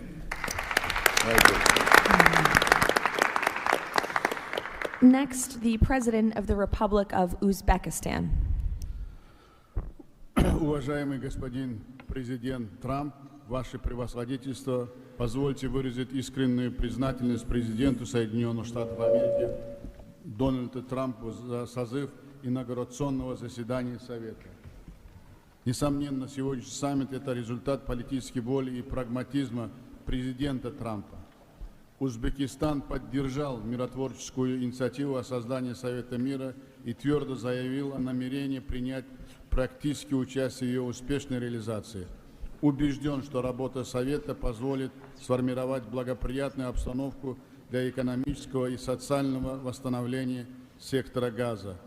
При этом любой механизм внешнего управления должен непременно опираться на внутреннюю поддержку населения сектора. Скоординированные усилия всех сторон позволят обеспечить устойчивость постконфликтного процесса и создание условий для скорейшего восстановления Газы.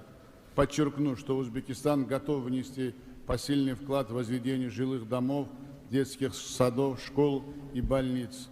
Уважаемые друзья, символично, что нынешний саммит проходит в Институте мира имени Дональда Трампа. Наша встреча является ярким проявлением международной солидарности, миротворчества и общего стремления к улучшению ситуации на Ближнем Востоке. Мы должны использовать эту историческую возможность для построения новой Газы с процветающей экономикой и достойным условием жизни для всего населения. Благодарю за внимание.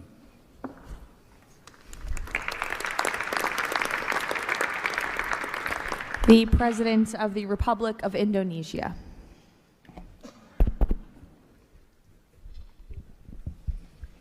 President Trump, distinguished delegates, Indonesia, from the first day that we studied President Trump's 20-point plan, we completely agree and we are fully committed to this plan, and that is why we joined the Board of Peace. We are committed to its success. We know there will be a lot of obstacles, there will be a lot of difficulties, but we are very optimistic with the leadership of President Trump. This vision of real peace will be achieved. There will be problems, but we will prevail. We will achieve our dream of peace in Palestine, peace, a lasting and peaceful solution for the Palestinian problem and in Gaza. The achievements of the ceasefire is real. We commend this, and therefore we reaffirm our commitment to contribute significant number of troops, up to 8,000 or more if necessary. We are prepared to contribute the troops to take part actively in the international stabilization force to make this peace work. Thank you very much.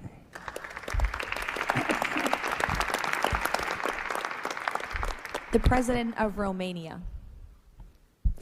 First of all, President Trump, thank you for convening this very important meeting, and thank you for your involvement and leadership for the peace plan in Gaza, a peace plan that have been comprehensive and stable, and also for your efforts and results in other parts of the world. I think everyone desires peace, stability, prosperity in Gaza, but the question is how to act for, and that's why this meeting and this format is important. What Romania can do, first, on the humanitarian situation, we can increase the number of flights in order to extract children with disease and to treat in Romanian hospitals. We've done already, and we can do for 1,000 children and 4,000 family members.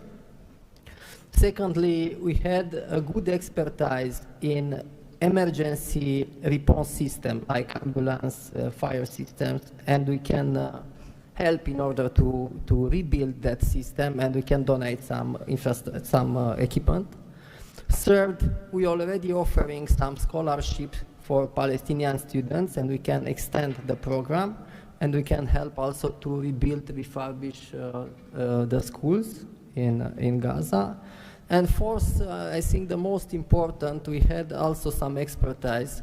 We can help to rebuild the institutions, like police, like justice, like public administration. We have done that in other parts of the world, so we have some expertise. We can contribute with experts, with trainers. And also it's important to say that we have traditionally good relation with the Jewish people and with the Palestinian people, so it will help. So we can count on us. Thank you. The Prime Minister of the Republic of Albania. Thank you for inviting me to be part of this journey, Mr. President. The fully aligned bipartisan vote of support this initiative received in our parliament speaks for itself about how honored Albania is to be a founding member of this new organization. Many in Europe say the Board of Peace is meant to substitute the United Nations. It does not look to me like an attempt to replace the UN, but if it helps shake that agonizing giant and inshallah wake it up, then God bless the Board of Peace. Mr. President, we commend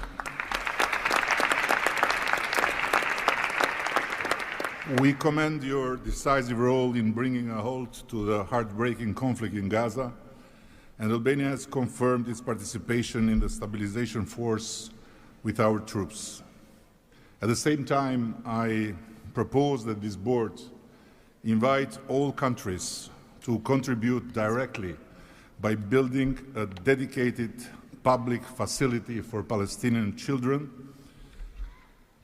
and in doing so, the world would help the children of Gaza, who are the most innocent hostages of the lunacy of Hamas, to grow within the tangible presence of the largest chain of hands humanity has ever joined together, by not only putting the money, but bringing their own architects in this, so the world will transform an wound of history into an oasis of hope, where compassion takes concrete form and the future is shaped around those who deserve it most, the next generations of Palestinians. Albania will be privileged to stand in that chain. Allow me very briefly to draw your attention to another open conflict closer to home, where President Trump's leadership during his first term brought Kosovo and Serbia closer than ever to a final peace agreement. The president of Kosovo was then brutally prevented from traveling to the White House to sign that agreement in the presence of President Trump. And this was the doing of the very same Sicario prosecutor that went after President Trump himself, and for that became worldwide famous. Today, the Kosovo president have now spent 6 years in pretrial detention before a special court in The Hague, sponsored by several democratic states, some of them present here, that should be shamed of that type of international justice. Just last week, Mr. President, another prosecutor, funded by this great country and its taxpayers, requested 45 years of imprisonment for him, a request that sent shockwave of humiliation through an entire peace-seeking nation. At this moment, only a few months stand between a man who rose from resistance to ethnic cleansing to become a peacemaker and the potentially devastating outcome in a court that has so far failed at every step to uphold the standards of democratic justice. For the sake of God, Mr. President, let's do something before, as you say, very bad things might happen again. And again, thank you so much for including Albania in this noble initiative by bringing close friends of Israel and of the Arab countries, we very much hope to be an added value in your amazing vision.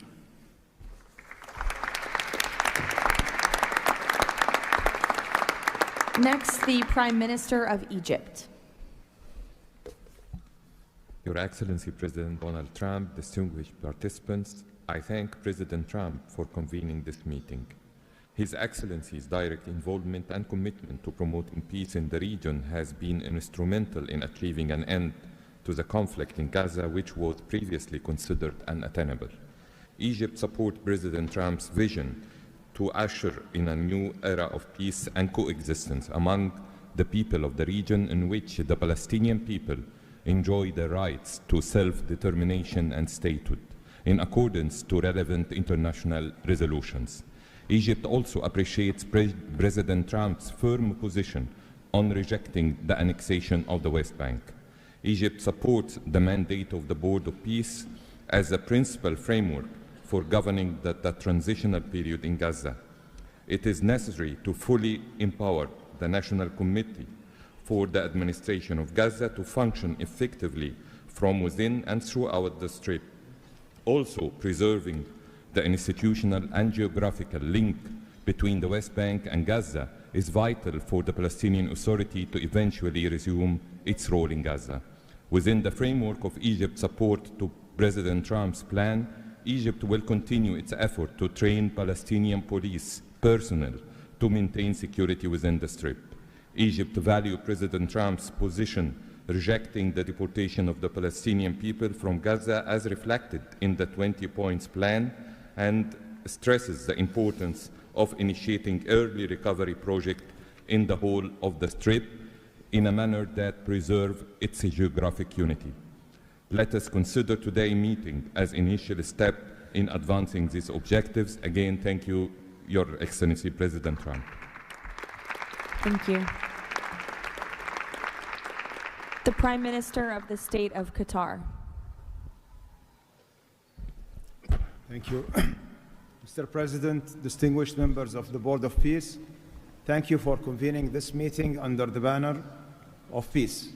Qatar reaffirms its commitment to the Board of Peace as it was committed to the very first day of the mediation efforts.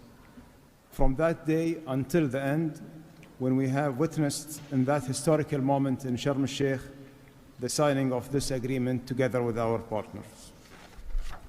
For decades, this conflict has burdened our region and the world, and our responsibility remains to achieve a just and lasting resolution. The board, under the President Trump leadership, will advance the full implementation of the 20 points plan without delay, ensuring fairness and justice for both Palestinians and Israelis. In this spirit, Qatar pledges $1 billion in support to the board mission aimed at reaching a final resolution that fulfills Palestinian aspiration for the statehood and recognition, and the Israeli aspiration for security and integration.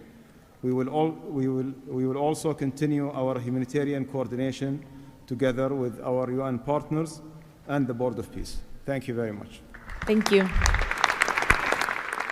The Deputy Prime Minister and Foreign Minister of the UAE. Mr. President, thank you for gathering us today. I really hope that the beginning of Ramadan will give us all guidance towards peace, coexistence, and living in prosperity with each other. Mr. President, just over 5 years ago, you, with your friend, my president, Sheikh Mohammed, and the Prime Minister of Israel, launched the Abrahamic Accords. And since then, we've managed not only to work with you, with Israel, towards a better future for the region, but even when October 7th took place, the UAE managed to work with Israel in providing, since the war started, almost $3 billion of assistance to the Palestinian people in Gaza. Today, Mr. President, the UAE announces a further $1.2 billion for supporting Gaza through the Board of Peace, which I'm delighted that I've been working with so many friends like Steve and Jared, Secretary Rubio, who's been so inspiring in so many other ways, on so many other fronts. Looking forward working with him for in the future. And Mr. President, if it wasn't for your support, I think this board would not have been gathered. We would not have had the meeting in New York to end this war, when you gathered 8 leaders of the region to end this war. So, Mr. President, during Ramadan, we pray for your success. Thank you. Thank you. The Minister of Foreign Affairs of the Kingdom of Morocco. Thank you. Mr. President, His Majesty King Mohammed VI welcomes and supports your vision and leadership to foster peace and prosperity around the world, and in particular in the Middle East. Thanks to your peace plan for Gaza, a ceasefire was achieved, a tragic war was ended, lives were saved, and a pragmatic and forward-looking approach to rebuild Gaza was crafted. Today, as a committed founding member of the Board of Peace and upon instructions of His Majesty King Mohammed VI, Morocco is pledging the following in honor of the President Trump's visionary peacemaking. 1, Morocco has already made the first ever financial contribution to the Board of Peace. 2, Morocco is ready to deploy police officers and train policemen from Gaza. 3, Morocco will deploy a high-ranking military officers to ISF Joint Military Command. 4, Morocco will deploy a military field hospital. 5, Morocco is ready to lead a de-radicalization program to fight hate speech and promote tolerance and coexistence. To conclude, allow me, Mr. President, to briefly highlight 4 elements. The conditions set in phase 2 of the your 20-point plan should be met for the success of our action. Preserving stability in the West Bank is crucial. The Palestinian ownership is important through legitimate institutions. Lastly, you are, Mr. President, the only leader able to bring peace to the Middle East. We hope that the stabilization of Gaza will help launching a global and genuine peace process based on the 2-state solution. Thank you. Thank you. The Minister of Foreign Affairs of the Republic of Turkey. Mr. President, distinguished participants, after 2 years of immense suffering, ceasefire in Gaza has been achieved thanks to President Trump's personal engagement and our collective efforts. Yet the humanitarian situation remains fragile, and ceasefire violations continue to occur. A prompt, coordinated, and effective response is therefore essential. President Erdogan remains fully committed to Gaza's security, stabilization, and recovery.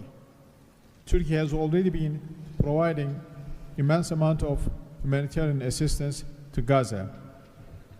We can also contribute meaningfully to the rehabilitation of health and education sectors, as well as the training of the police force. In addition, we are prepared to provide troops to the International Stabilization Force.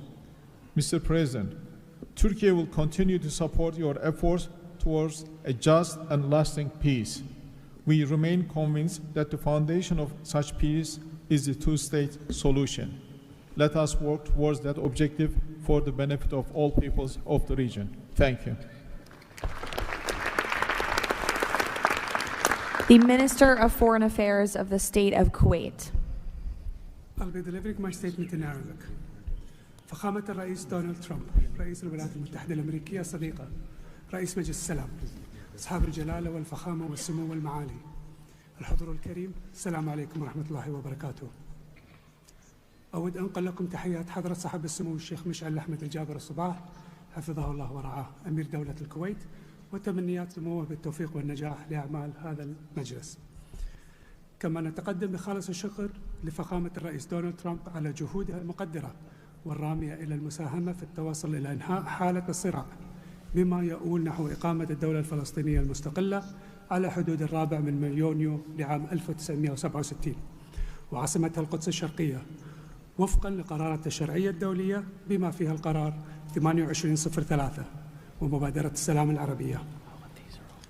إننا نجدد دعم دولة الكويت المبدئي والثابت والتاريخي للشعب الفلسطيني الشقيق وقضيته العادلة، ولطالما كانت القضية الفلسطينية ودعمها تشكل أحد ركائز السياسة الخارجية الكويتية، الأمر الذي يحتم علينا دعم كافة الجهود والمبادرات الرامية إلى إحلال السلام بما فيها خطة فخامة الرئيس الأمريكي دونالد ترامب ذات النقاط 20، معربين عن أملنا باستمرار نجاح هذا المسار والذي يظل مرهونا بتكاتف وتضامن المجتمع الدولي. ختاما، مالية بقيمة $1 مليار أمريكي على مدى السنوات القادمة دعما لجهود مجلس السلام وتأكيدا على التزام دولة الكويت الثابت بدعم كل مسعى يهدف إلى رفع المعاناة عن الشعب الفلسطيني الشقيق وتحقيق الأمن والاستقرار في غزة. والسلام عليكم ورحمة الله وبركاته. Thank you. The Minister of State for Foreign Affairs of the Kingdom of Saudi Arabia. Thank you, Mr. President, distinguished members of the board, distinguished guests. It is a pleasure to be here with you as we embark on a journey towards establishing a lasting and just peace in the Middle East, a peace that results in 2 states, Israel and Palestine, living side by side in peace and security, a peace that results in transforming our region from death and destruction to hope and prosperity by integrating the region, bringing together its resources and unleashing its potential. The Kingdom of Saudi Arabia, Mr. President, has been seeking peace and justice in the Middle East since for a very long time. In 1981, King Fahd offered the 8-point plan, which was adopted by the Arab world at the summit in Fez, that essentially established or reconfirmed the notion of land for peace. In 2002, Saudi Arabia, the late King Abdullah, launched the Arab Peace Initiative, which was adopted by the Arab world unanimously, as well as by the Islamic world. Today, the custodian of the two holy mosques, King Salman bin Abdulaziz, and His Royal Highness Crown Prince Prime Minister Mohammed bin Salman are working towards realizing a vision for peace and prosperity and security and integration in our region. So, Mr. President, we look forward to working with the Board of Peace to establish this noble objective, and I'm pleased to announce that the Kingdom of Saudi Arabia will pledge $1 billion over the next few years in order to achieve this objective, to work towards alleviating the suffering of our Palestinian brothers and bring them the peace that they and the whole region so desperately desires. So thank you very much and good luck to all of us. Wassalamu alaikum wa rahmatullah. I know there were a few more leaders who wanted to quickly share a few words, so we will go to the President of the Argentine Republic, Milei. Señor Presidente, distinguidos miembros del Board of Peace, la nueva Argentina ha adoptado una posición clara en política exterior. Defendemos de forma inclaudicable el derecho a la vida, la libertad y la propiedad y sus instituciones derivadas, la igualdad ante la ley, la libertad de expresión y el libre comercio. La defensa de esos derechos no es negociable, es un prerequisito para la paz. Pero no todos los actores internacionales juegan con las mismas reglas. Hay quienes rechazan esos derechos, los pisotean y se benefician de lo que los demás respeten. Frente a ellos, la buena voluntad no alcanza. Necesitamos instituciones con voluntad y capacidad de hacer valer las reglas. La paz duradera no se construye sobre consensos que ceden en lo fundamental. Se construye sobre la determinación de defenderlo, si vis pacem para bellum. La Argentina participa de este Consejo con la convicción de que la paz exige decisión política y una arquitectura institucional capaz de sostener soluciones reales en el tiempo. El presidente Trump ha predicado con el ejemplo, mediando el acuerdo de paz en Gaza, acuerdo que luego ratificó la resolución 2803 del Consejo de Seguridad de las Naciones Unidas. El Consejo de la Paz nace como expresión de ese liderazgo con el mandato de ejecutar un plan de pacificación y reconstrucción y los mecanismos para hacerlo, entre ellos una fuerza internacional de estabilización. En esta etapa inicial, Argentina está lista para contribuir. Ponemos a disposición la colaboración de nuestros cascos blancos. Nuestra trayectoria en operaciones de paz es un capital probado que ponemos al servicio de la fuerza de estabilización. Creemos en una diplomacia que asume riesgos para alcanzar la paz. Creemos en el liderazgo que enfrenta desafíos complejos con determinación, como el del presidente Trump. Y creemos que la única paz que vale la pena construir es la que descansa sobre los derechos innegociables del hombre. El Consejo de la Paz ofrece un marco para avanzar en esa dirección. La Argentina lo respalda. Muchas gracias. Thank you. The Prime Minister of Hungary, Mr. Orbán. Dear Mr. President, Excellencies, dear colleagues, first of all, let me express the appreciation of the Hungarian people to President Trump for his tireless peace efforts all around the world. Hungary is the only country to be represented here on the highest level among the founding members from the European Union. I represent a country which has been living in the neighborhood of a brutal war for the last 4 years. We all know this war would not have broken out if President Trump had been in office at that time. However, President Trump's return to office offers a great chance to multiply the peace efforts not only in Gaza, but in Ukraine as well. We in Europe understand clearly that the security situation in the Middle East, and especially in Gaza, has a significant impact on the security of Europe. Therefore, our participation in the boat of peace is not only based on principle, but also on our own security interest. Let me also share with you that there is serious talks going on in Europe about the boat of peace and its future role. We understand that during the recent decades, international organizations have failed to fulfill their role to preserve peace and stability worldwide. Therefore, new initiatives are needed to bring forward the issue of peace globally. We are sure that President Trump's initiative to establish the Board of Peace is such a step to the right direction. President, we are proud to be among the founding members, and we are happy to be in such a great company. Thank you very much. Thank you. President Peña of Paraguay, who tapped my shoulder, wants to say a few words. Yes, thank you, Caroline. Thank you, President Trump. Thank you for bringing hope again, President Trump. I think that of the many things that you have achieved in the last 12 months as President of the U.S., I think the greatest thing, and I'm probably the youngest head of state here, is hope, President. We have lost hope about solving problems for many, many decades. A system that was broken, a system that was not able to bring solutions.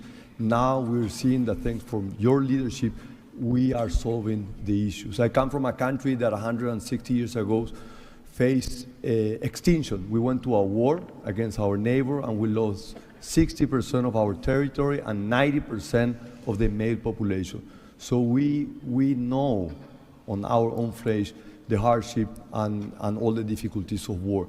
That's why Paraguay is so proud to be a founding member of the Board of Peace, and we're here to collaborate. Maybe we are not going to be the country that's going to bring the more money or the more security forces, but I think that there is a lot that all of the countries can bring to the table to solve these issues. Paraguay, together with a handful of countries, have been supporting Israel, and we will continue to do so. But we come here with an open heart to work for peace. And today is Gaza, tomorrow will be another conflict area in the world, but we need to solve each of all these conflicts, and I really appreciate the leadership that you have taken, President. Paraguay stands ready to collaborate next to you. We're going to continue to support the U.S. initiative. Probably the only day that we're not going to be able to support the USA is going to be on June 12th, because Paraguay is going to be facing the U.S. in the World Cup. Thank you very much. Thank you. The Minister of Foreign Affairs of the State of Israel, please. Thank you. President Trump, this is an important day. Your historic actions have proven time and again. You are a leader who takes initiative, forges new paths, and works toward a better future for the entire world. Your visionary leadership, alongside with Prime Minister Netanyahu's resolve, brought all our hostages home from Gaza. Thank you for that. I'm proud to represent here the State of Israel that stood through such a difficult war for 2 years on 7 different fronts, demonstrating resilience and strength. As I stand here, I recall the 925 brave soldiers that gave their lives in a war against pure evil, Hamas, Islamic Jihad, and Hezbollah. These are the best people. To them, we owe our existence and all our achievements. They will not be forgotten. I think of them and their families who paid the heaviest price. Since Hamas violently took over Gaza in 2007, it built the largest terror state in the world with huge terror infrastructure above and below ground. October 7 was the peak of Hamas' ongoing terror campaign through decades. Hamas raped and murdered women, killed children in front of their parents and parents in front of their children, burned whole families alive. That terrible day will not be forgotten, and we must act to ensure it never repeats itself. Distinguished leaders, our previous plans for Gaza failed because they never addressed the core issues: terror, hate, incitement, and indoctrination. At the heart of President Trump's comprehensive plan are the disarmament of Hamas and Islamic Jihad, demilitarization of Gaza Strip, and de-radicalization of Palestinian society there. It's the first plan to address the root of the problem. We support it and are working and will work toward its success. As Mr. Maladanov emphasized, Hamas must be disarmed. That includes all its weapons, its terror infrastructure, underground tunnel network, and weapons production facilities must all be dismantled. As the plan emphasized, there must be a fundamental de-radicalization process. The infrastructure that indoctrinates Palestinian children to hate and kill Jews in educational and religious institutes should no longer exist. All those are important not only for the Israelis. Gazans have lived under a terror regime for decades. The people of Gaza must be liberated from these terrorists. I want to make this opportunity to wish Muslims around the world Ramadan Kareem. Distinguished leaders, President Trump's visionary leadership creates, for the first time, an opportunity for a better future. On behalf of Israel, I say thank you, Mr. Trump. Thank you for your leadership. Thank you. Lastly, the Prime Minister of Pakistan.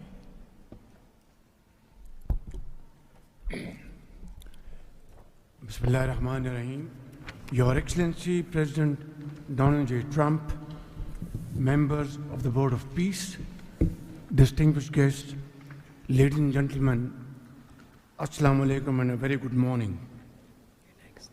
It's a great honor, Mr. President, to attend this inaugural Board of Peace meeting in this holy month of Ramadan, and may God reward you and make you successful in your efforts to bring lasting peace in Gaza.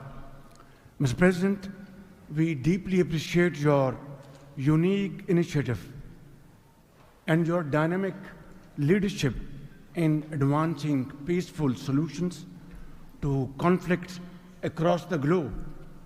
Your bold diplomacy has surely brought calm to many international serious hotspots. your timely and very effective intervention to achieve ceasefire between India and Pakistan potentially averted loss of tens of millions of people. You have truly proved to be a man of peace. And let me say, Mr. President, you are truly savior of South Asia. The people of Palestine have long endured illegal occupation and immense suffering. And to achieve long-lasting peace, it is very important that ceasefire violation must end to preserve lives and advance reconstruction efforts. The people of Palestine must exercise full control of their land and their future in line with UN Security Council resolutions. Mr. President, we must work together towards a credible pathway to Palestinian self-determination through the establishment of an independent, sovereign, and contiguous state of Palestine in line with the relevant resolutions. Mr. President, we hope that under your visionary and dynamic leadership, we will ensure a just and lasting resolution to the issue of Palestine. And today is a day which will mark a place in the annals of history that through your efforts, through your untiring support and great efforts, long-lasting peace in Gaza will be achieved, will be your legacy for all time to come. Thank you.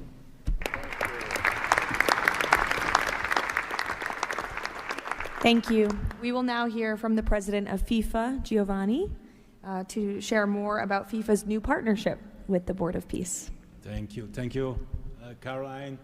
Dear President, distinguished leaders, dear friends, I just have 3 quick points I want to mention now. Football, that's the first point, football, or soccer as it is called, here is the world's universal language. It is spoken by 6 billion people, 6 billion fans who have the same feelings. It's about hope, it's about joy, it's about happiness, it's about coming together, and it's about uniting the world. Mr. President, we'll unite the world here this summer during the World Cup, but if we truly want to unite the world, we need peace, of course.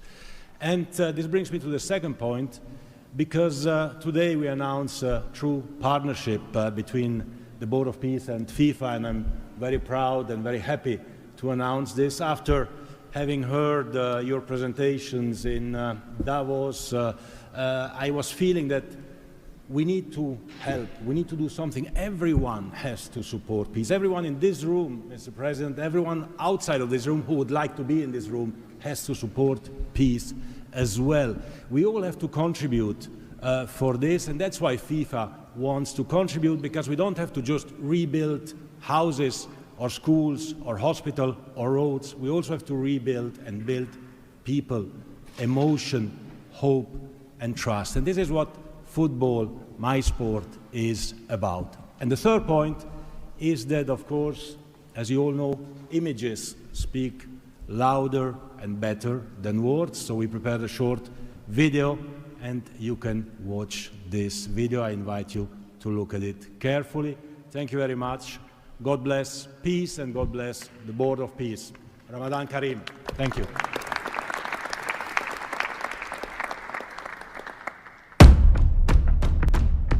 In a world where conflict has silenced playgrounds and broken routines, there is one language that still unites hearts: football.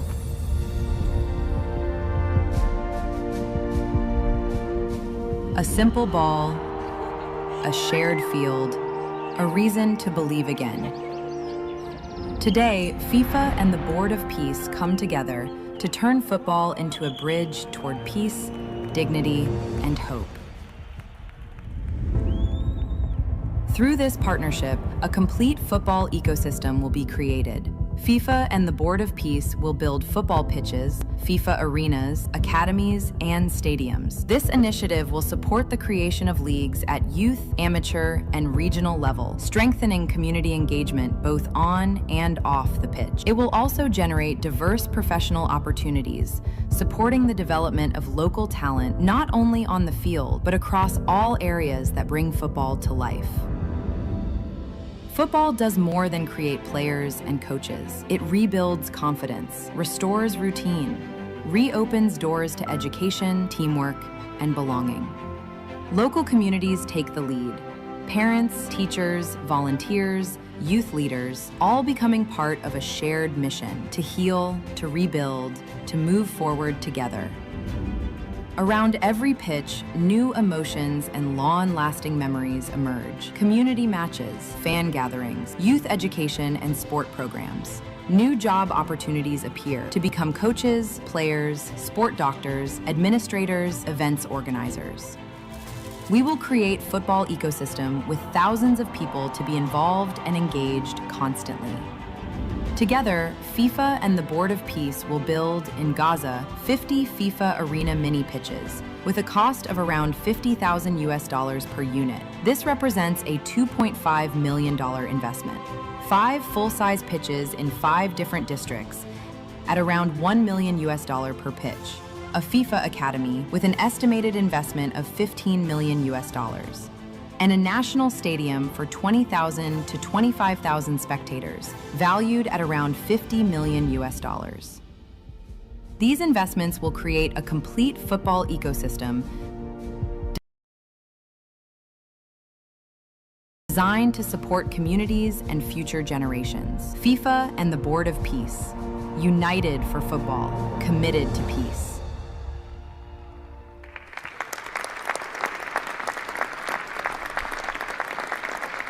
Thank you, Gianni. That's wonderful.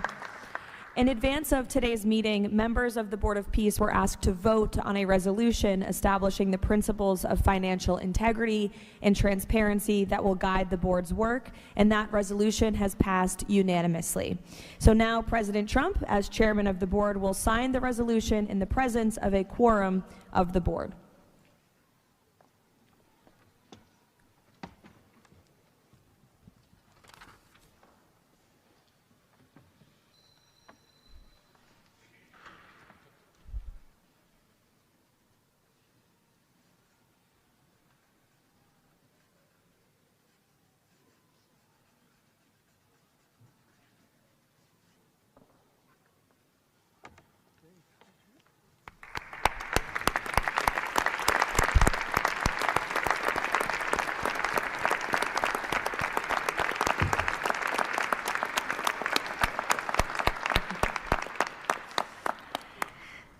Now, while this is not a fundraiser, the Board of Peace has already inspired remarkable support from so many on this stage. As President Trump announced earlier, total pledges exceed $6.5 billion in relief and rebuilding in Gaza, and thousands of personnel have been committed to help preserve the ceasefire and secure enduring peace. I would like to ask the heads of the following delegations to join President Trump on stage as he signs the fundraising pledges: Albania, Azerbaijan, Bahrain, Egypt, Indonesia, Jordan, Kazakhstan, Kosovo, Kuwait, Morocco, Qatar, Saudi Arabia, the UAE, and Uzbekistan. Please join the President as he signs the fundraising pledges.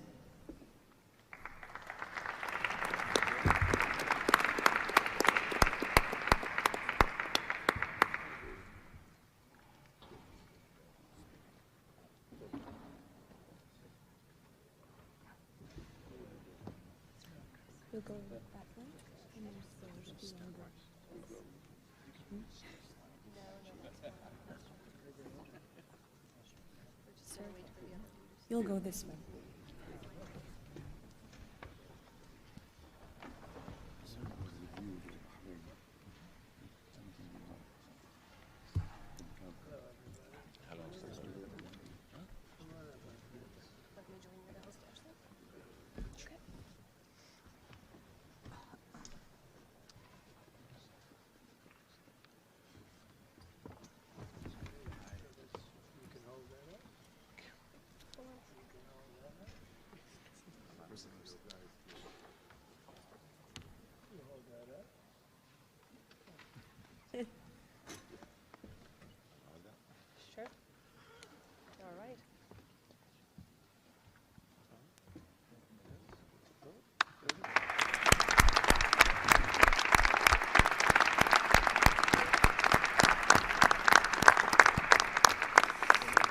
Congratulations.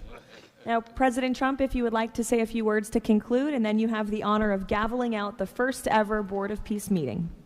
Well, thank you very much, Caroline. And I will say that this has been, I think, will maybe be one of, if not the most important day of our careers. And we've had some pretty good careers up here, but this is something very special. And we're going to straighten out Gaza. We're going to make Gaza very successful and safe.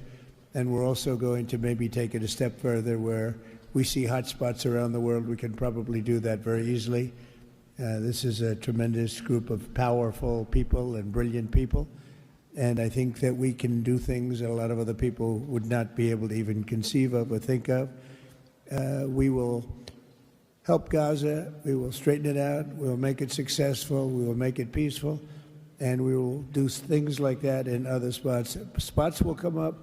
Things will happen that nobody's even thinking about now and not even conceivable. But we will take care of a lot of things, and we'll work again with the United Nations and bring it back to health. It needs help. It's got tremendous potential, but it needs a lot of help. And I think we can start with doing that pretty soon, Michael. I think we're going to work on that very strongly. We can fix up even the building physically. I love to see beautiful buildings. I like to see buildings fixed up physically, not look like they are in disrepair. We don't like that. So we're going to do a job with the United Nations. We're going to have some very good people, and you have some very good people there right now, but we're going to